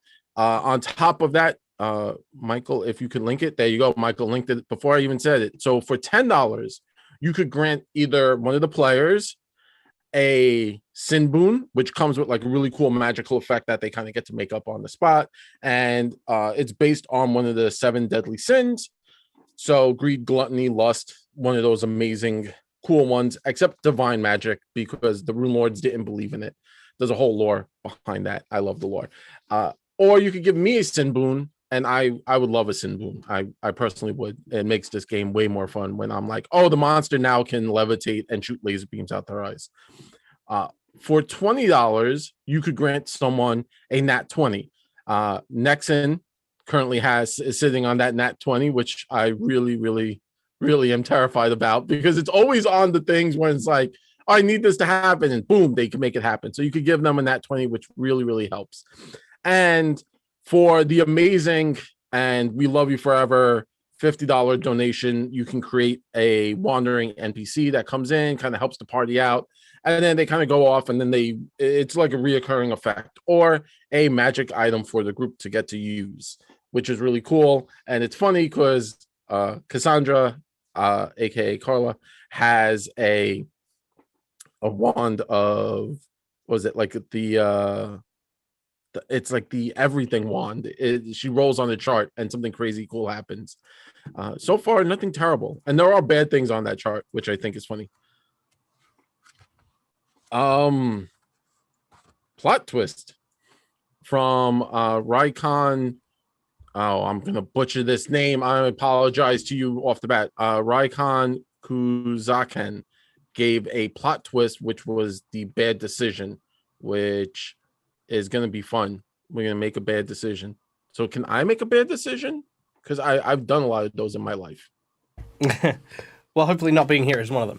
No, all right. I don't know how I got here. So there you go. No. So yes, basically the plot twist is at your discretion, Jared. You may use this plot twist to influence the course of the game. As it is a channel point plot twist, it must be done by the end of the episode. But it is your discretion as to who it affects. It can be a bad decision that we make. It may be a bad decision that you make. It could be anything. Got it. Awesome. Sorry. I was trying to quickly read as to what bad decisions I can make. I'm going to make a bad decision. So the bad decision is everyone decides to run back and play in the sand pit. Have a good night, everyone. No, I'm joking. Automatic TPK. Yeah, just auto TPK real quick. No, I will save that in my back pocket and make a bad decision. My ghoul made a bad decision, ran right into rain and got knocked into the Sarlacc pit that's back there. Yeah, don't mess with me. Yeah, she's still rocking around with a giant dead bat on her head. It's like, I have not had a good day. This is not the face of someone you want to mess with right now. Don't bother me. I need ice cream and my squirrel. Where is Twilo? He's still in his backpack. He's I'll hiding stay from for the that bat. one. We're gonna keep I I like was this. like, I'm out. I like to I'm imagine. not coming out. I mean, I'm a horrible person, but understand. Dead Aussie Gamer was my moniker, right? I'm just imagining that the eyeball of the bat just got pushed out, and Twilo's made a nest in its skull. Oh Just- no. Flop. Twilo is not living inside this dead creature's carcass.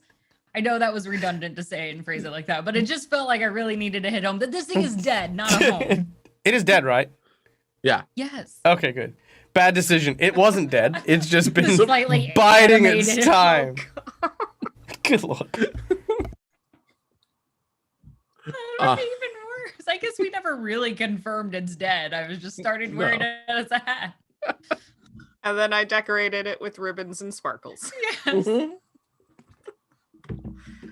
I really wish I was a better artist because I would love to draw that up or something.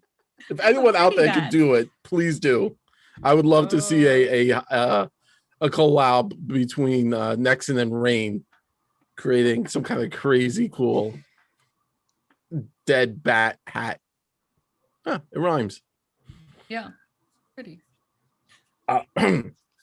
So jumping back into it, the party was just told by Claudie that basically all these finger caverns kind of link up into a main central cavern. The central cavern's kind of where everything is all that that heavy breathing sound is coming from. But Claudie said, basically he didn't go any forward. Got to the point where they saw it was all one line and was like, I'm gonna go back. And that's where everyone's at. Nexon and Rain have come back and was like, oh, we took care of the ghouls and stole all that XP. She's going to look around to the group. Should we bring the dead bodies back with us so they could be buried, or do we just try to remember what they look like so we can at least provide some sort of comfort to those nearby villages that clearly have lost some poor souls? Well, I think it might be best if we don't know which village they came from. Yeah, and it might look a little bad if we show up to the wrong village, just with bodies in Hall. But we can certainly, maybe let folks know, hey, if anyone's gone missing, we stumbled across these ghouls, and hopefully, or we could at least take them out of the house once we're on our way out to make it easier. Oh, I guess maybe that would make it animals could get to them. Yeah. Maybe you're right. Maybe we just leave it here and we'll just spread the word around that clearly something bad has happened here. And if anyone goes missing, just to assume the lives have been taken here. And just to be entirely clear, we are burning this place to the goddamn ground once we're done, yes? Oh, yes, absolutely. Okay, good. I just wanted to be sure. I figured that was the plan the whole time, but... okay. I mean, do we really want to? It seems like there's a lot of kind of things here that could help clear your name, Malvolo.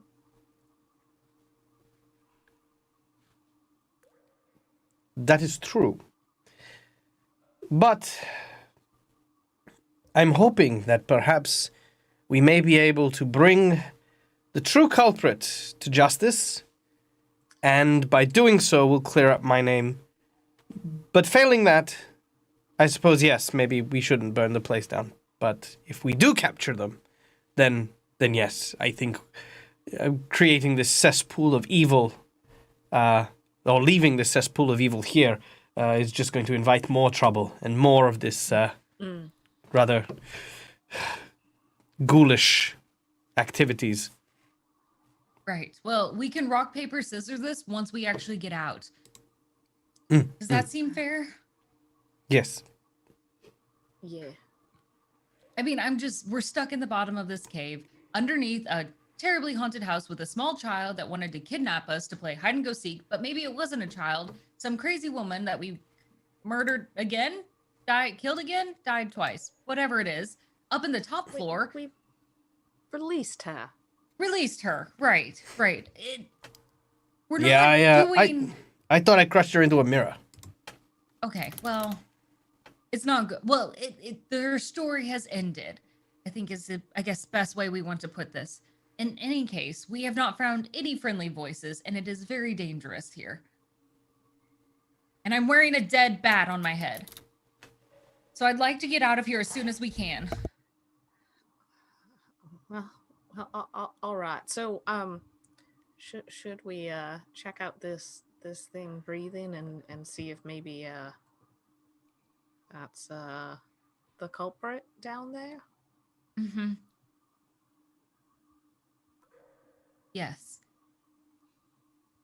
Yes. Rain is kind of building up her confidence. I need to get out of here. We're going to get out of here, and we're going to get out of here together. Let's move forward.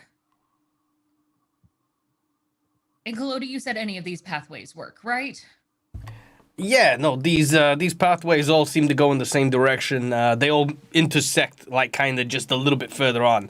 And as far as I can tell, I think we got rid of all the ghouls, at least between here and that next chamber further up ahead. And no booby traps, right? You said booby. No booby traps. I'm going to slap him across the head a little bit. Not right now. His neck unhinges and he just rattles. Like, you know those little windy rattles that you get when, you're a kid and you just... Yeah, just smack! There are no secret traps. No secret traps. I could go up and see what's ahead, and come back and in the where no one will see me, invisible. Okay. And then we can come up with a plan. Mm-hmm. That sounds great. Let's go for that. All right. Yeah, she'll pull out some string, make the cat's cradle, and then pull that down around her, and I will cast invisibility on myself. Nice. So being invisible, you start to make your way to the head of the cave, and at this point, moving forward and getting deeper into this cave, you come at a certain point, you just hear that heavy knocking, breathing sound.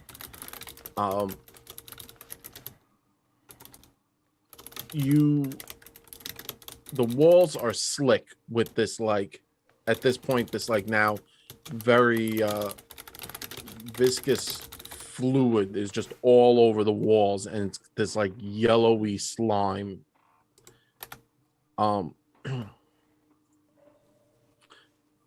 And you get to the head, and that slime is now covering everything. It's even on the floors, and it's become like clumps of sand and dirt. At that point, please make a perception check when you're kind of at the front of the cave. And as you make your perception check, I want to give a huge thank you to a anonymous donation for Nat 22 Rain and Hedgehog for the Gluttony Rune to Rain. So Rain's gotten everything. I'm invincible. You're a loony. Glad I said invincible instead of invisible. I almost said the wrong word for a second. But you are invisible. I am invisible. I'm all the I words, which I can only think of those two right now. Yeah. My hero point to re-roll that perception check. Oh. Oh.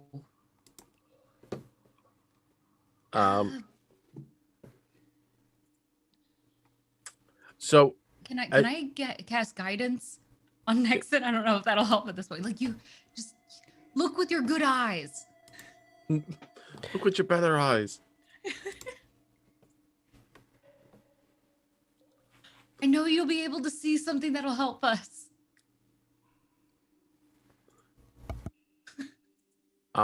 So Nexa, if you want to re-roll with the guidance, you can. Okay. What guidance does? Gives you Guidance. Yeah, a +1. yeah. So that actually is really useful as you kind of come forward and you're looking at all the slime. You don't touch it, right? Like that's Yeah. just silly to do. You look around and you notice that there are drag marks kind of all over this room. It looks like even um on the walls in the slime there seems to be like handprints, and all of them seem very fresh. Can I like not really touching it, but try Mhm. and get a better sense of what this slime is? Like take a closer look at it. Maybe like I'll prod it with a needle or something to kind of see how it reacts. Yeah.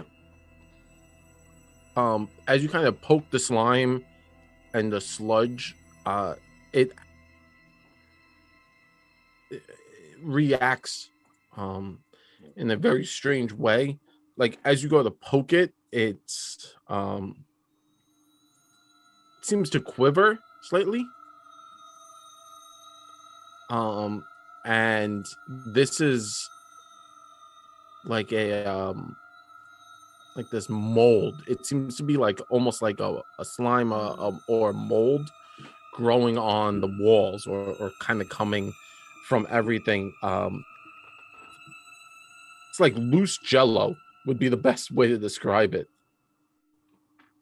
So it has some solidness to it, but as you touch it and prod it, it has that like wiggliness to it. If you press deeper, it does release a spurt of a stinky cloud of what you would assume would be spores or something like that. Yeah, I'll back up as soon as that kind of happens and be like, okay, Yeah. I'm gonna touch that again.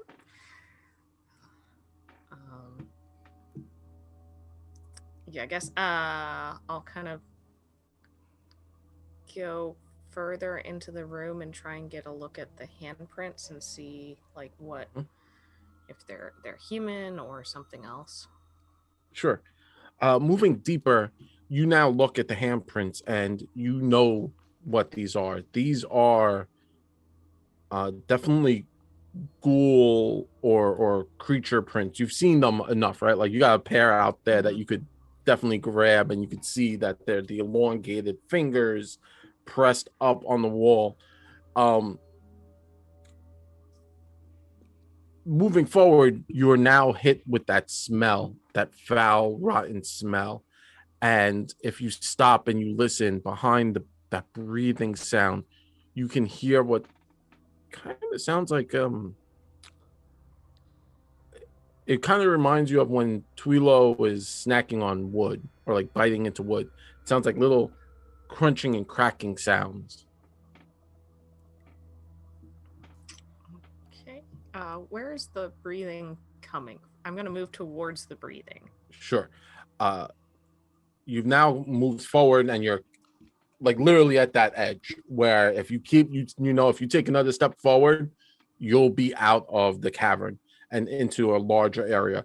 And to your right, the breathing, because it does fork, and to your left is that weird crunching sound.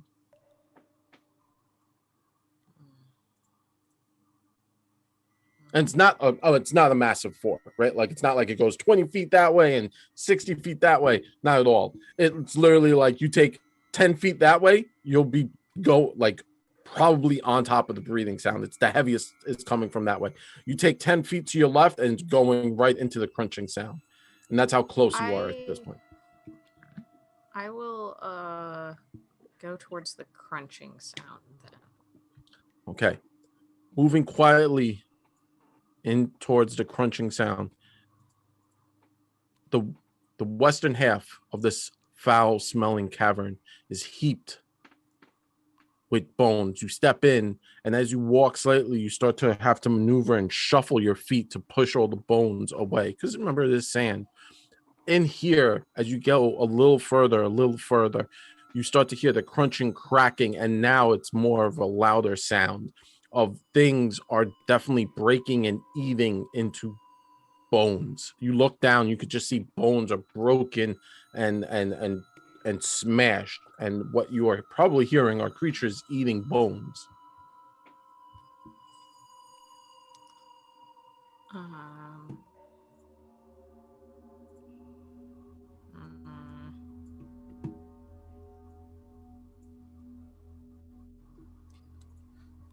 I'm going to like pick up a piece of bone and kind of like toss it like into another pile of bones. Okay. So doing that is not a problem. Super easy. As you do that, there's suddenly that breaking, cracking sound had stopped for a quick second. And then, straining to see in the darkness, a creature kind of appears around a corner, sniffing into that pile that you just threw.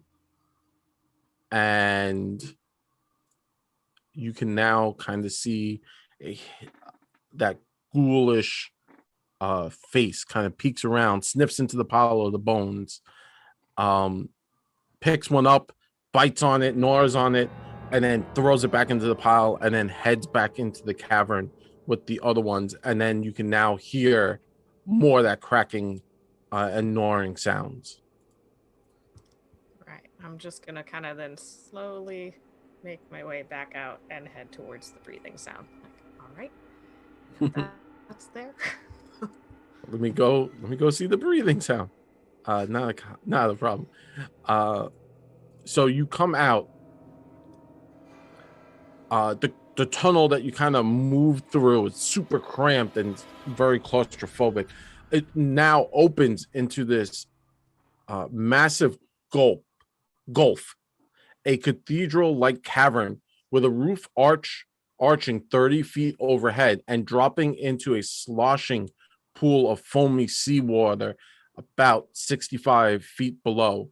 A steep stone ledge winds down to these surging depths, its slope glistening with moisture and mold. A stone door stands in the northwest of this area, and every so often you'll see the water kind of drain and then fill back up, and that breathing sound is heard from here again.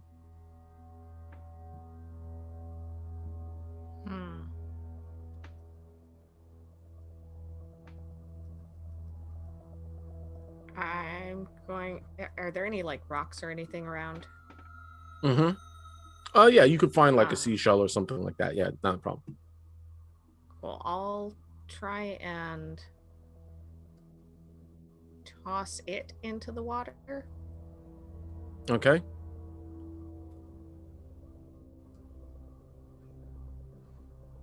Tossing the rock into the stone, tossing it into the water. The water kind of eats it up, and it,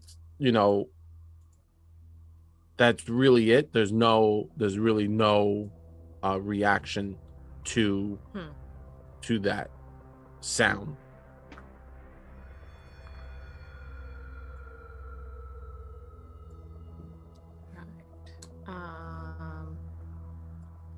Can I make my way over towards the door to get a better look at that? You can. You can certainly try. The door is so the way the best way to describe how this works, right? You're on the top of this ledge, and you kind of have to spiral down near the water, and then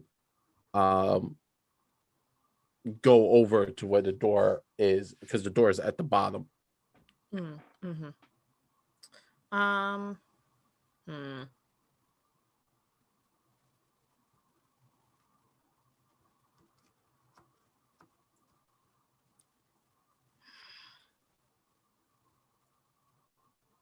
Yeah, I don't think I'm gonna do that. I think I'm gonna make my way back to the others Sure. and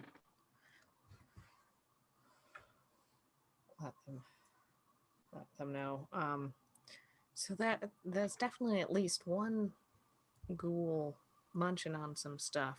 There's also like that breathing sound. I think it's just kind of coming from, maybe it's the sea coming in and out in a like hole. And but there's a door on the other side of this like big kind of pit area. Did we see where the ghouls were taking the bodies? Like what direction they were going to go? Oh yes. So Collodi and Cassandra, your best guess would be they would probably be heading to where Nexon was saying that they were eating the bodies, eating something over there. Like that's where they would be going. It's probably like a feeding chamber. Well, I think if we are going to start anywhere, it should be down there where they're feeding. We seem to have had luck, at least taking out a few of them with a good ambush, but I think the only way to truly stop them is to be able to get rid of however many might be remaining in the feeding pits. Oh, good. That sounds easy. Well, I don't know about you, but I'm not exactly a strong swimmer, and even if the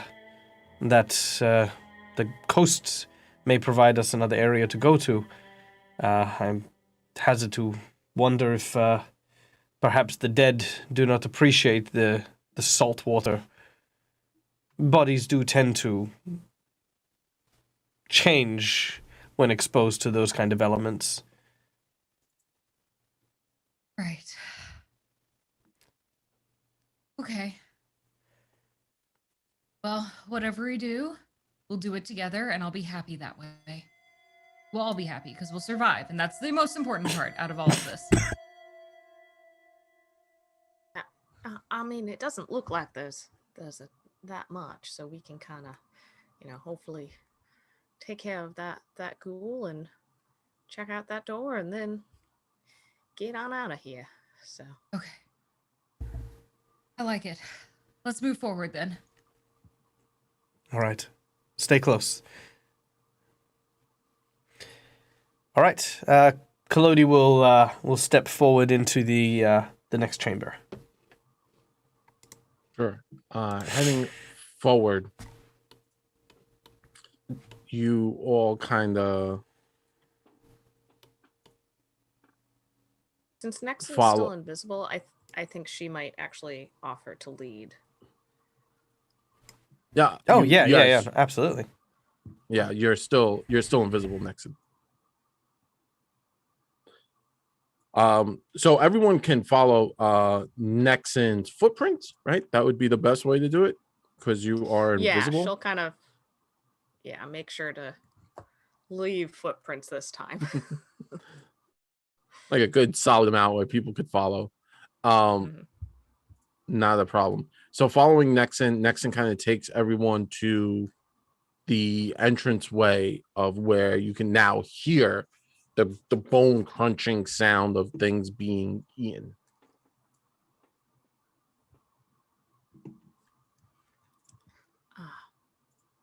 Well, I can sneak in there, and then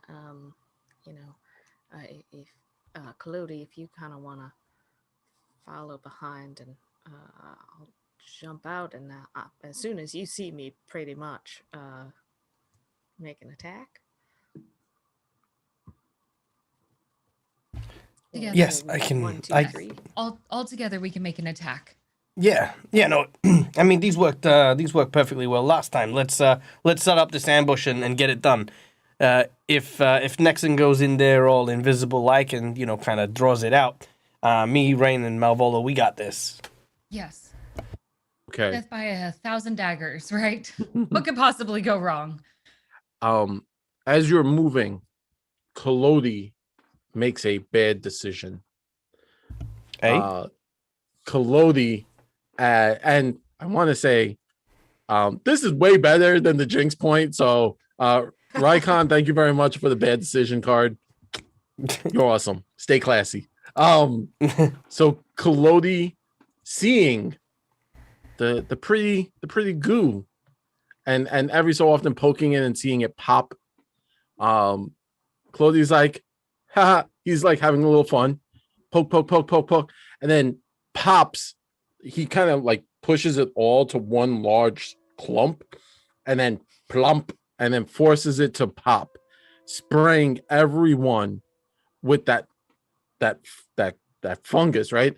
Nexon, as you see this happen, you're like, no, and then it pops, sadly, and can I just say I love the extra effort of Kolodi having put all of this, gathered it all very meticulously, very carefully together to make one giant one to explode. Like, I appreciate that.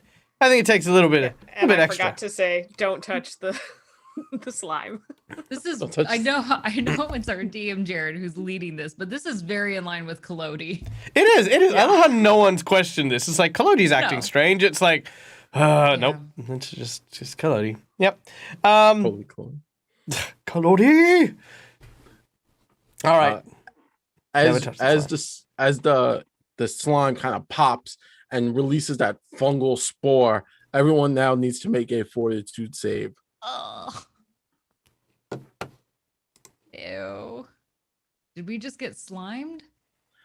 No, you got spored, which is way worse than slimed. Oh, gross. Wow, Ha! Kolodi did it. Kolodi wins. Yeah. Kolodi made it. Kolodi just goes pop. Yeah, just Yeah. big inhale. So what's really cool is Nexon critically succeeded because she knew. She was like, oh, hands over the mouth. Marvolo, your mask kind of protects you a little bit, but sadly, Rain and Kolodi have both failed. Kolodi. I regret nothing. You're going to. So, inhaling this spore, it creates a very fast, lightheaded sensation upon you, Nexon, and Kolodi. Kolodi has a little bit of a different sensation, as the spores kind of get into his gears and cause him to have, like a little malfunction. So you are dazzled, Rain, and Kolodi, you are stunned, as they are very similar to each other, but you kind of have that and it causes you to get very lightheaded and be, a little Do I upset. have like stars circling around my head? Yeah, basically that's kind of what happens to you. Hey, Jared, check it out. Look what I found from my trip to Gen Con. I hid it away. Now I found it. Condition cards Oh, for hey! Pathfinder 2nd edition. There you go. Nice. Which are very cool and very pretty. So I'm stunned, am I? Sorry. Clumsy. Clumsy. You are clumsy, Kolodi. I am very clumsy. Was this before or after the effect? What's happening? Even This more is so. this is after the effect. And we were also granted an insight check, which is really awesome. So thank you very much from Eric. So you guys have a quick insight check. So as per the insight check, you kind of know a little bit more, Nexon. Nexon, that when you were looking down right into the water and by the door, you did notice that the door itself had that 7-pointed star symbol was on the door handle. And this door, unlike all the other doors, and you would assume this door, since it's all the way down there and is completely near the water, it should, there should be rot or something. This door looks super fancy. Like it has not taken any kind of weather damage. So there might be some kind of magic upon this door that allows it to resist that situation.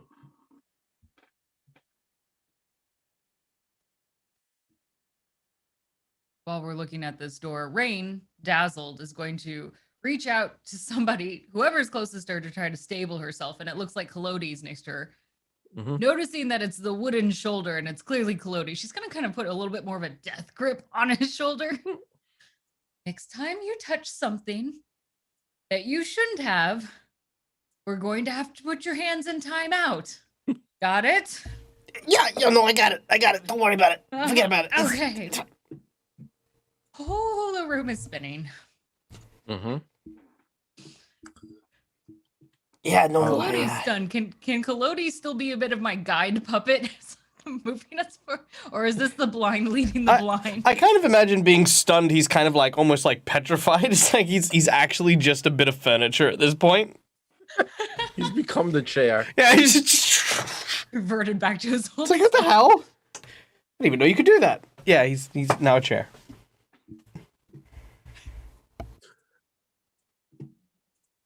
Do we still want to try and take care of this ghoul? Yes. We have to do it for the sake of the people. While we're down here, we're going to get the job done as best we can. Now, if somebody can point me in the right direction, we can do this.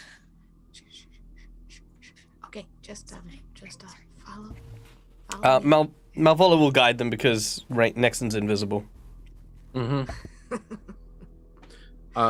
So Nexon, as you move deeper into the room, having Marvolo follow you, with that little string, you now see that there is a whole mess of ghouls. They are crawling around in that goo. They're eating bones. One of them's asleep in the corner, just asleep or resting. Its eyes aren't open. I'm gonna kind of back up and just whisper to Malvolo. I'm like, maybe we send Kalodi in there and of course Good you can't idea. see. That is an excellent idea. Hey, Kalodi, I'm just going to and Kalodi's still there, like, yeah. I'm gonna grab Kalodi and I'm just gonna throw him. Toss him into the room. Wait. Yeah. Can I run a nature check? Is that slime and all that stuff that they're in, is that flammable? You can make a nature check. Or I'm sorry, not the spory thing. Yeah, the spore slime, yeah. Yeah. I don't know. Added bonus, but knowing if we need to move further away. You don't think it's flammable. Okay. Well, that being said, given that Kalodi is now also still filled with the spores, can I, distribute it on the ghouls as well?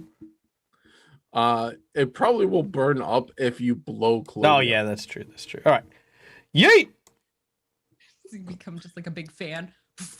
Yeah. So throwing Kalodi into the middle of the room, Kalodi kind of lands in a pile of the bones and everything. And now do a explosion thingy. Oh, yeah. Malvolo kind of just, sort of turns his back on them, doesn't even look to see them, because cool guys don't look at explosions. No. And I'm going to detonate, which is... I'm going to go with a 10-foot emanation from where I am, because I can choose, and we're out of range now. And that is 3d6 points of damage, reflex to half. 15 damage to all of them. Well, unless they half. Who invited this? Who did this? All right, let me reflex. Kalodi channels all of my feelings towards my ex-wife. I'm going to instinctively hold the walls in case I think this place is gonna crumble. Yeah, that's true. We are right beneath the mansion, and we have been doing terrible things to the ceiling. If this whole mansion falls on top of us, would not be surprised. Wouldn't be it's surprised not gonna be in the great. least. I mean, we do want to take it down, perhaps, just not with us in it. To be Okay. determined. 15 points, full, half. If they didn't pass, right? Yeah. So 2 of them succeed, 2 of them fail. Yep.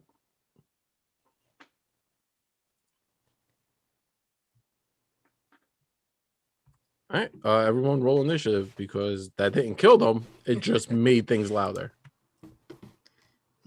Hello, we're here. Sounds like our style. Hello, Who mother. knocks on doors? We Hello, just fada. explode things.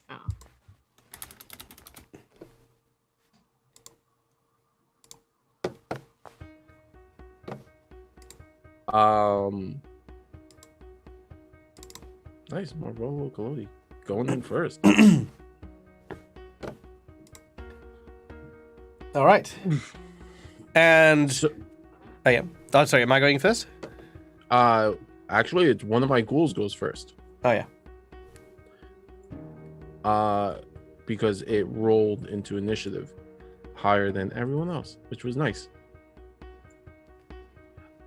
So that's the one that just got blown up, right? So the closest one, it stands up, so it's one action to stand. Second action, it looked stunned, as to what was going on.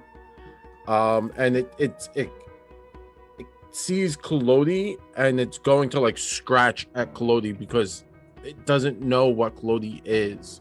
So its instinctual thing is just like what? No one knows and what fails. Colodi is. Aha! Critical miss. He triggers another explosion. Yeah, right? Not gonna lie, I'm just gonna explode him again anyway. All right. 1, 2, 3, or 4. Sorry, 1, 2, 3, 4, or 5. Let's go 5. Number 5, we have an unarmed attack. Caught your attack. The attack grants and triggers a trip or shove action reaction from the enemy. So Kolodi can trip or shove him. What would Kolodi like? Let's shove. No, actually, no. Let's trip. Trip is good. All Beastie right. is prone. And now it's Kolodi Marvolo. All right. I'm expecting like a cool leg swipe that you did. Oh yeah. All right. For 2 actions. Ah! Boop! I can still hear squirming behind me. Explode! Another save, if you'd be so kind. 1. All right, that's a pass. It's gonna kill him anyway, but that's a pass.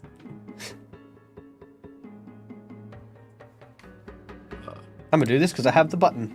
Where is it? That's a fail.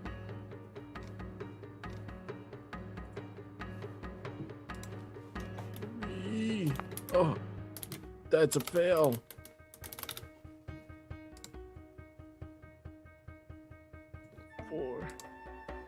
That's a pass. And the last one. Come on, pass. That's a critical fail. I'm just going to put that guy to dead. All right. He explodes! That guy literally exploded. Oh. Delete that. That guy's dead. This was supposed to be a challenging encounter. Was And it? it's still a scary encounter. That's terrifying. Pretty. I'm shaking in my boots. Yes. 13 I'm in my points. slippers. So That's Kolodi exploded the room twice, killing everything in there. Because even the people who saved are now taking all their hit points because they're ghouls and they don't have many. So with that final explosion, Kolodi kind of cleared out the room. There was fire and brimstone. The bone shards slam into the ceilings, and Nexon, as you're kind of like back, like in the crossway of the door to the breathing room, you hear something you weren't expecting. There is a click sound you can hear it just slightly over the water, and as you've kind of checked out this whole area, and the door, you turn around and you look, and the door to the water, the door that's down there, slightly opens, and out comes pouring 5 goblinoid creatures, screeching and screaming as they have just been unleashed, and they are now running towards the group. Oh no. They are clamoring and climbing over each other. They are screaming and screeching as they come running out that door, and they slowly start to come up the spiral. Well, slowly in a term. We've got trouble. Instinctively, because it worked with the last time one of them surprised me and I did the hissing sound. I'm gonna use the bat wings and just kind of try to do an intimidation run on this. Like I'm gonna hold this bat hat that I have on, grabbing the wings, and I'm just gonna right at the line of them, hoping that my size added with the giant wingspan that I now have with the dead bat with that sparkly on top of my head and my own ridiculous face, which probably has some of the blood now that has dripped down from my horns onto my face, that maybe I'm terrifying enough that they might want to go a different direction.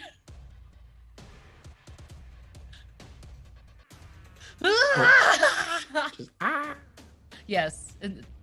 The screaming is more for myself because I have a lot of pent up fear and it's allowing me to express it, but it just seems to really go along with the overall look.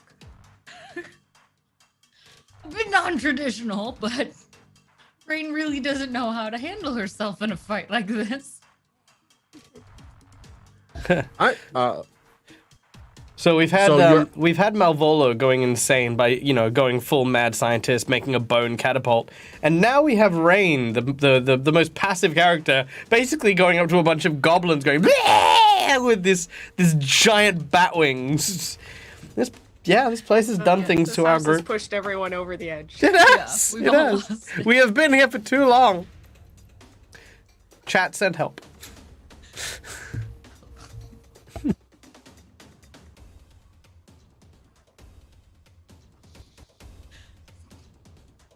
All right. Make a intimidation check. Let's hope this.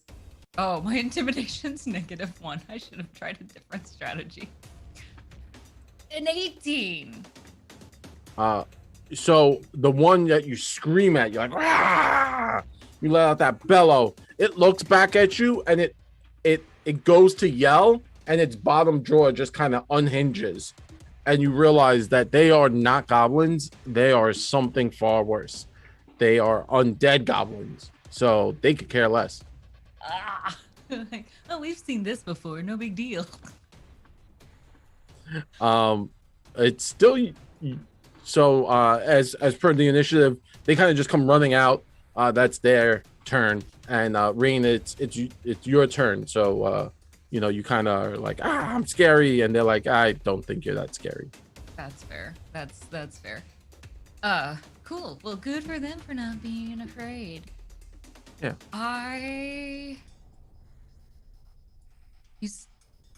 Let's see here.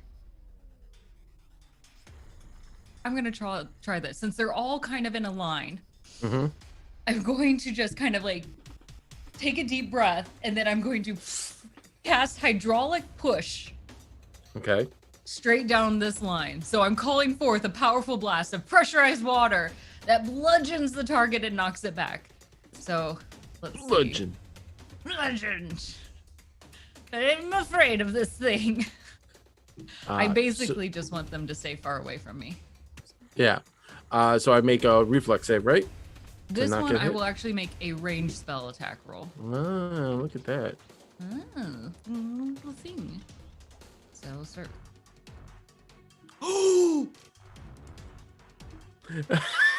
What? I don't know why. Why did it roll twice? I don't know. I But don't the know first why it one rolled counts. twice. I got Unle- really excited Yeah. about the nat 20, but I'm reading it. I'm like, what does that mean? Unless dazzle means you roll twice and take the lower, which I don't think it did. Oh. What does dazzle do? Well, the dazzle. I'm sorry. The dazzle should have come off because it's been over a minute. So I apologize. So it was a nat 20 on the first roll. yeah. So it'd just be a nat 20. Yeah. So the first one's a nat 20. So we'll just double damage. Yeah. So hold down shift when you drop your spell damage. Okay. And you got to pick a card. Let's go with 5. Whoa. 1, 2, 3, 4, 5. Did you just do 43 points of damage? Damn. Listen, critical success. It literally says excess 13 points destroyed. Bye. Okay. I mean, it's with a critical success, it's 66 of bludgeoning damage. So the effect of the crit is frozen.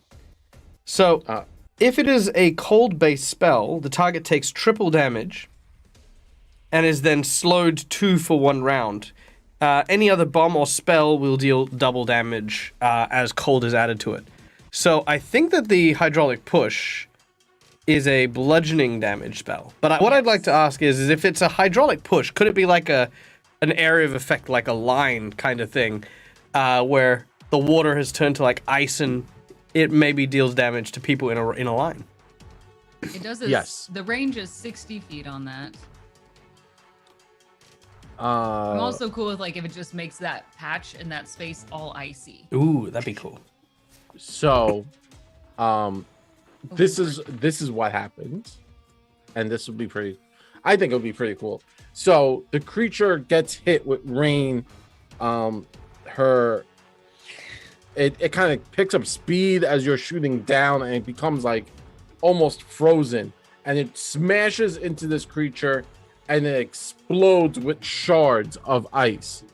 So roll a d4, and you'll deal d4 to all 4 goblins in the back. 3. So 3. So roll it 3 more times, because you're dealing damage. Because it's like a spray of a bullet. 2. 1, 2, 3. Okay. Get a little of everything.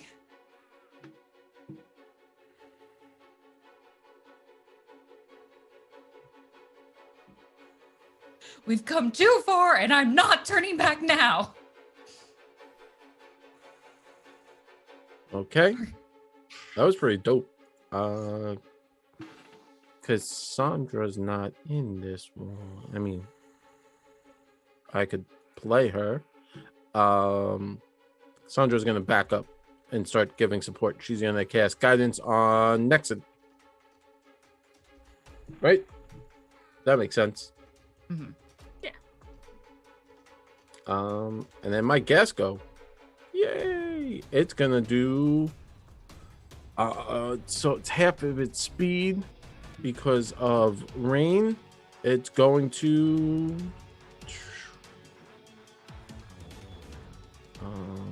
jump, because they do this thing. They jump. They're like frogs, which I think is cool. So it's a single action. So 5, 10, 15, 20.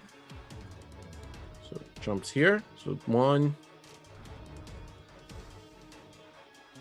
It jumps there, because they have to jump up. Because remember, this was about 55 feet down next, and so you guys got your time. Blah, blah, blah.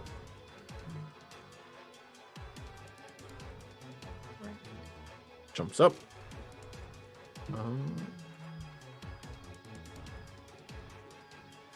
Gonna do the same thing. It's gonna jump.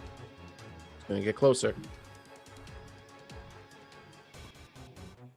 Ugh. 1, 2, 3. And next one, what would you like to do? I am going to.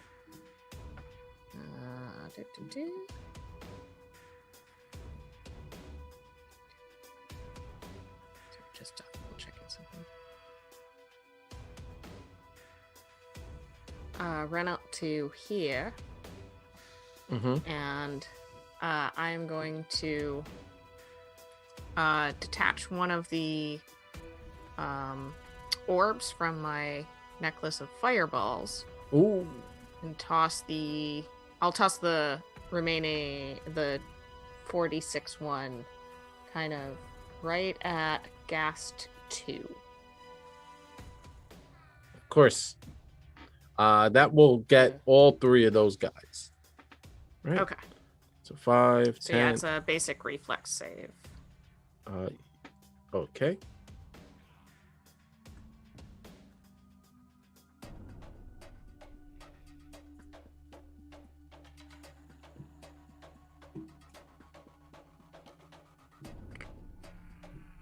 Hopefully that was a critical hit. Critical save for me because I'm about to get nuked. Ugh. I don't actually have the DC on these. Oh, I apologize. I'll get that to you. 1 second. Okay.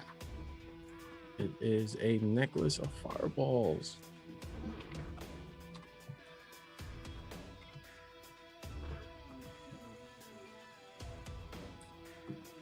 So how much damage does that do altogether? 46. Oof. Roll that. Ooh. Ooh. Yeah.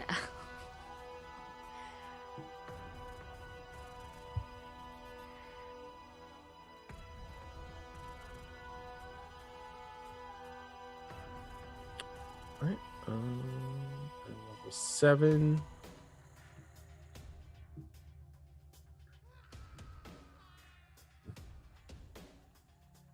And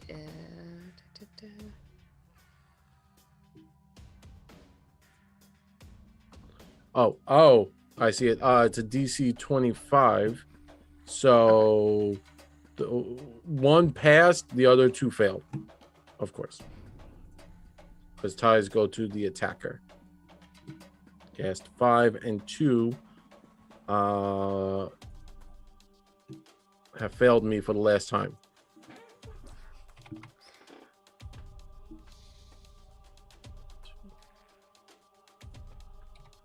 Jeez. But guess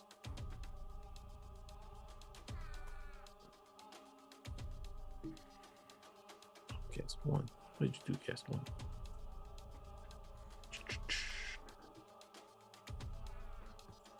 All right. Do you have anything else you would like to do? Nope. I think that's my 3. So Ugh. I'll just kind of like stand back against the wall. Guess 3 did his movement. Marvolo, Collodi, what would you guys like to do? Okay. Collodi is Malvola's going to instruct Collodi to assist. So 5, 10, 15, 20, 25, 30. 5, 10, 15, 20, 25, 30. He'll just double move to there. Malvola will move 5, 10, 15, 20 to here. And with my last action, I will do nothing because I don't want to get much closer than that. So I'll chill. Awesome. Rain, what would you like to do? Survive. On this end, seeing they're all over here.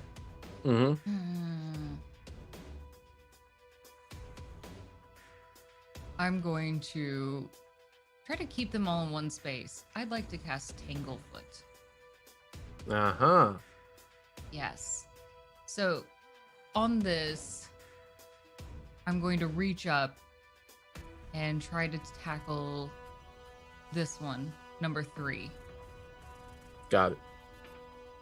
On that end.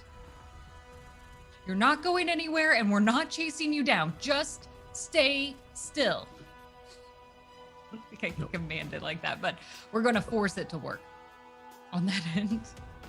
So with that, it says attempt a spell attack. It doesn't give me a little thing for the spell attack. Oh, I need dice for this. Not on this one. tangled. Oh, it says like our spell. But I love a little bit of a challenge. Let's see here. You know, I'm going to assume it's pretty similar to any of my others, right? So I'm just going to use one of the others. Yeah, it's just a spell attack. Yeah, it's going to read as Produce Flame, but we all know it is not. Cool. That's And it hits. It hits. Perfect. Good. That's what I was hoping for. You just stay perfectly still while we come and get you. All right, on a success, it takes a 10-foot a circle around it penalty to its speed. It can't attempt to escape using a DC. No. So until then, it's just trapped there. Sad face. Perfect. I'm gonna put my shield up as the last one, because eventually I'll probably have to get closer. That'll be her turn. Cool. My guest 1 will now leap up. And then 5, 10, 15. 2 leaps. 5, 10, 15. 3 leaps. Oh, gets into combat. It only took forever to get up. Guest 5. Same thing. Leaps up. 5, 10, 15. Leaps again. 5, 10, 15. 2. Nice. 3. There we go. Yeah, nice. Nice.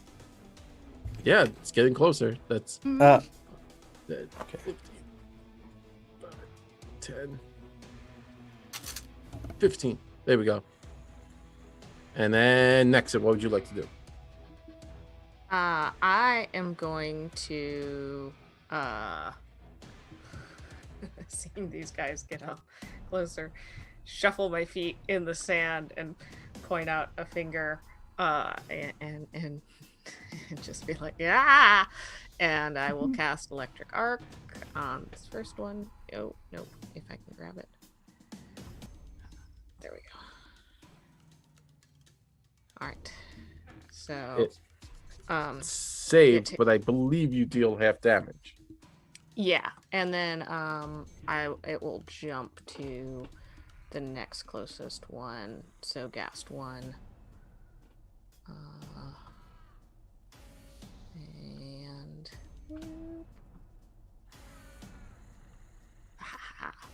Oh no.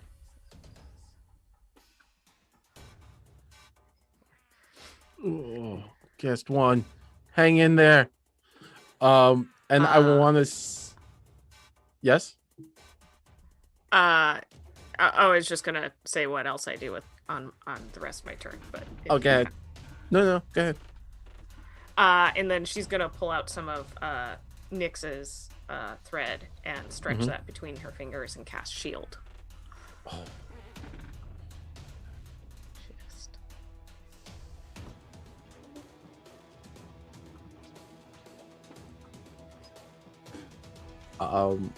And as this fight heats up, Calendria gave me a sin boon of pride because thank you, and also an envy boon for Cassandra.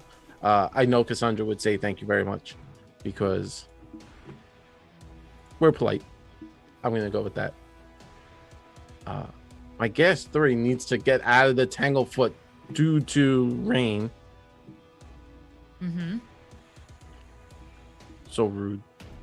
Couldn't let them just hop up here to attack you guys? No. I'm sorry. I really didn't want to have another friend up here in my face.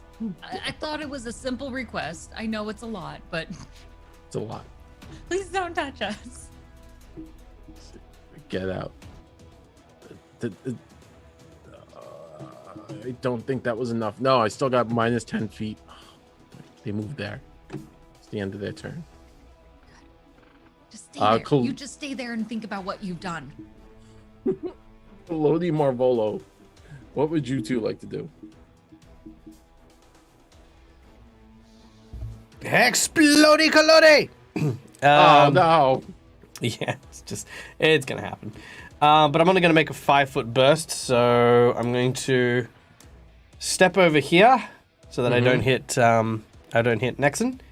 And they can all make me reflex saves as I explode for 9 damage. Wasn't great, but you know. Reflex. Go. Be leapy. No, you failed me. You're terrible frogs. Okay, that might be a little better. Oh, I think I gotta beat like a 25, right? Ah, they've all failed me. 9 points of damage. It's hold on. 23. 23. One passed. Yes, I knew I could count on you. Guest number 2.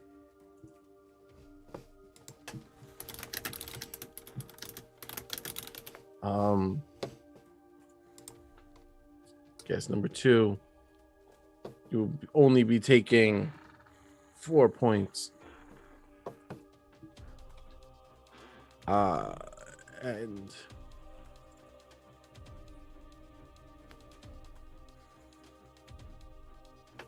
guess number 5 pass did not pass and is no longer part of us. Goodbye, guess number 5. You served me well. With that, explosion rocks the sand and the walls. No. You've only got one bad decision card, dude. I'm just saying. Yo.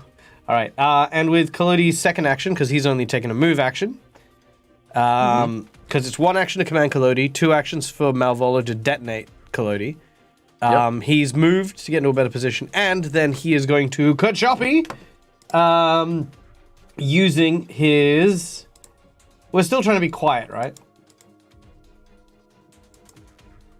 Yeah? No? Maybe? I mean, Yes, I've been kind of. exploding. I mean, hopefully this is everybody, right? That's what was behind the door that we were curious about. Yeah. Okay, cool. Yeah. So, Chainsaw Blade, full of electricity, as... Oh, actually, you know what? I've got a sound effect. Wait. Let's see if I can use it. I don't know what it sounds like, so I apologize if this is, like, super obnoxiously loud. All right, here we go. That was That's alright. cool. Yeah, that's cool. All right. So yes, I hit that dude, and he enjoys 24 points of damage. Why? What did they ever do to you? I'm just imagining some awesome, like, Gears of War action going on here, like, blood everywhere. Just got real gnarly real quick. Kalodi, chops that beastie in two at this point.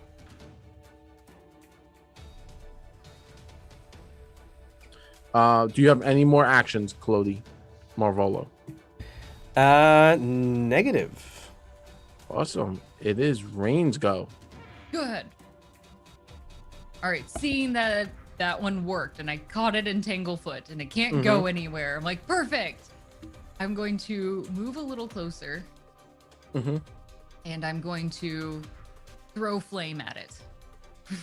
Oh. Produce flame and I'm going to yeet some fire its way. Don't touch me. You just stay over there and you're going to become a nice little cute candle. Oh, critical hit. Boom! That's what I like to see. Okay, and I hold shift to make that one work, right?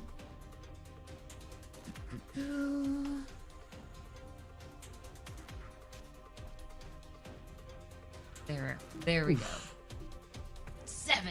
You take that 7 points of burning. Do we have the crit hit card for that? Yes, we do. Take your number. I will take 3. Uno, dos, tres. We have Wild Surge. Do your regular damage, then roll again, and then roll a d4 as you gain a surge of elemental damage attached to your spell. You want me to just then? Okay, so tag out on a d4 on top of it of more elemental. On top of it, 3. Okay, so then you roll your damage 3, again, my lord. Okay. and it is more fire damage. More fire. 4. 4 more fire. 4 more fire. May I have 4 fires, please? Oh. They're just in little different spots on his body now. Looks like he's doing the Oh. Macarena to put him out. I don't know. Yeah. Oh. Don't get too attached to these, Jared.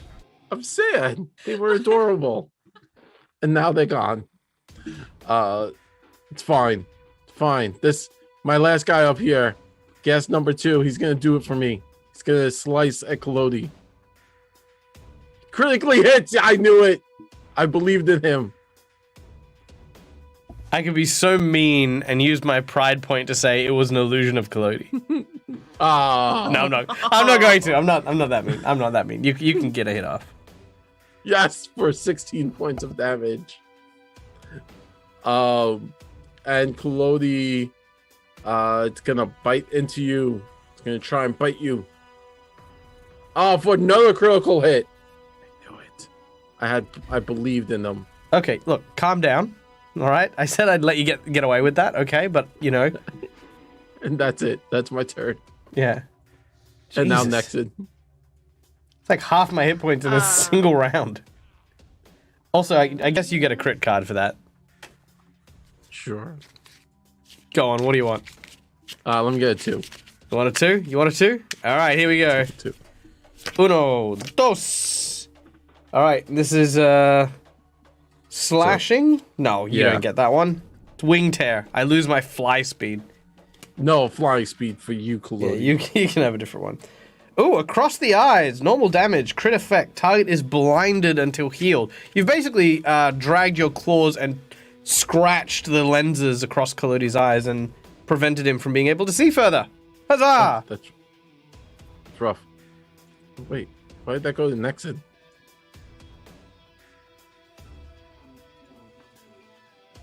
There we go. Awesome. But it is Nexon's turn. All right. Nexon is going to shuffle, seeing how well that worked last time. Shuffle her feet again, and point out and just say, I think it's time for you to light up and get out of here. And I will electric arc this guy. Oh, they failed. So take some electric damage. And I think the other one's close enough that it can arc to him. Yeah. It's 30 feet. So I will. Boop.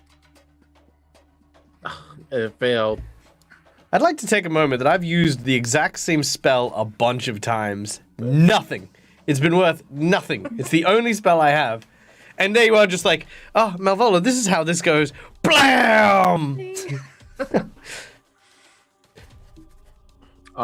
As the lightning arcs from the one standing near Kalodi down the pit into the secondary one that was trying to pad itself out, didn't realize the lightning was coming, and it splashes onto both of them, and they both fall to your might.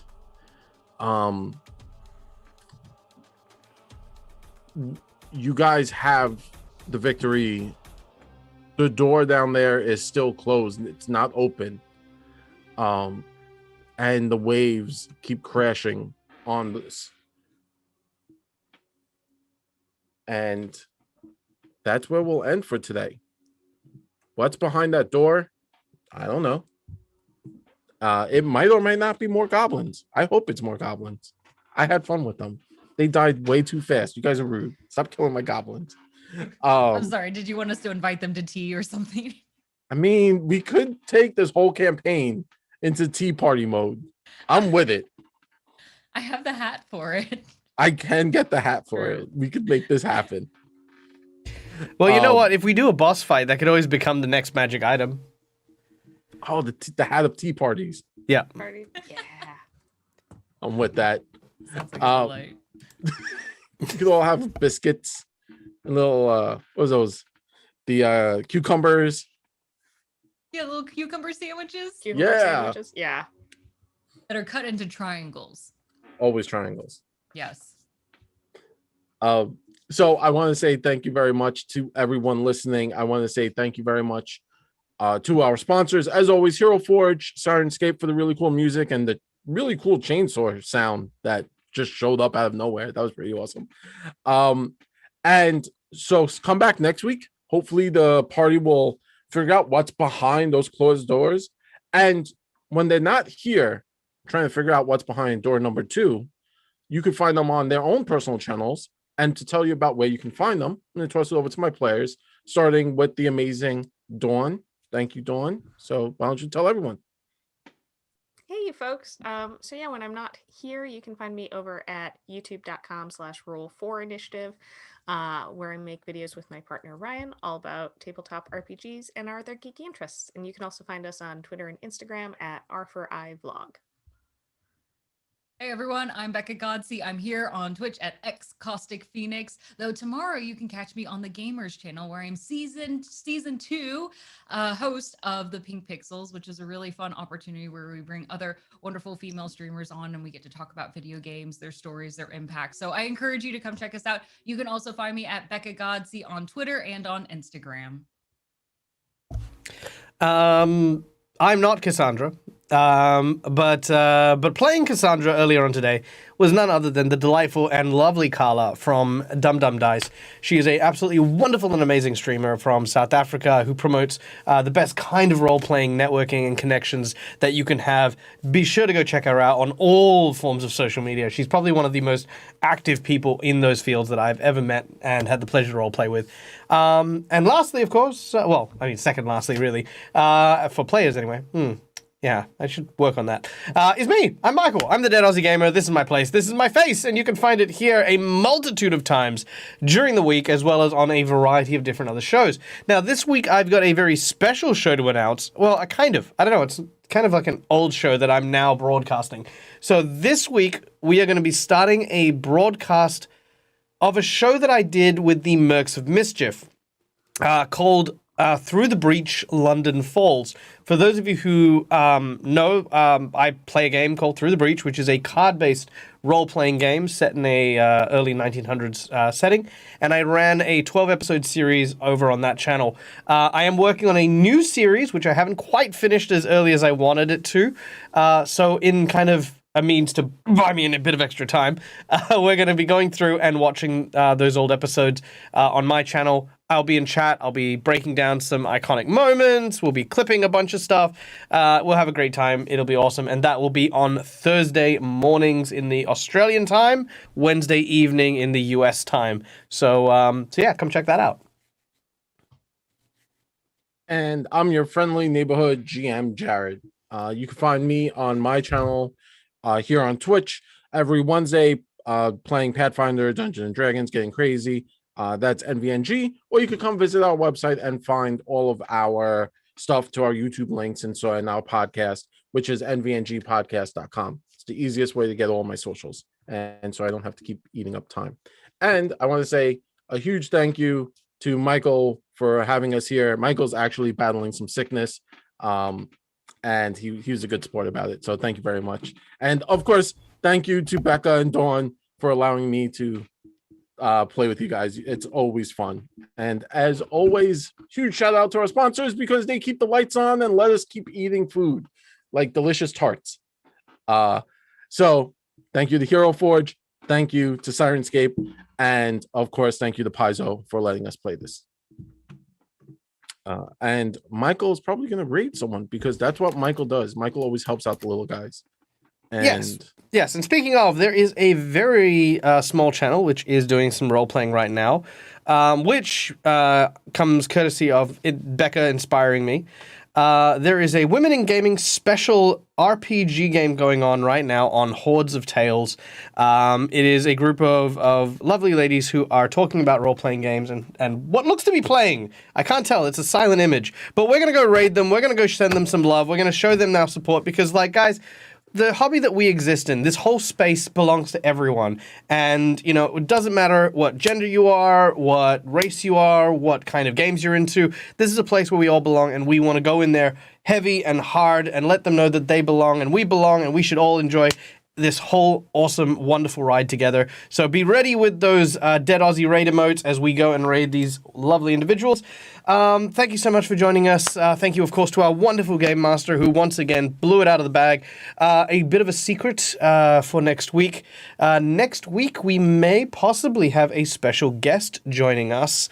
So do be sure to come back at the same time next week for our next episode of Rise of the Runelords. For those of you, again, who don't know what we're doing, we are playing through a massive amount of Pathfinder 1st edition books using the Pathfinder 2nd edition setting.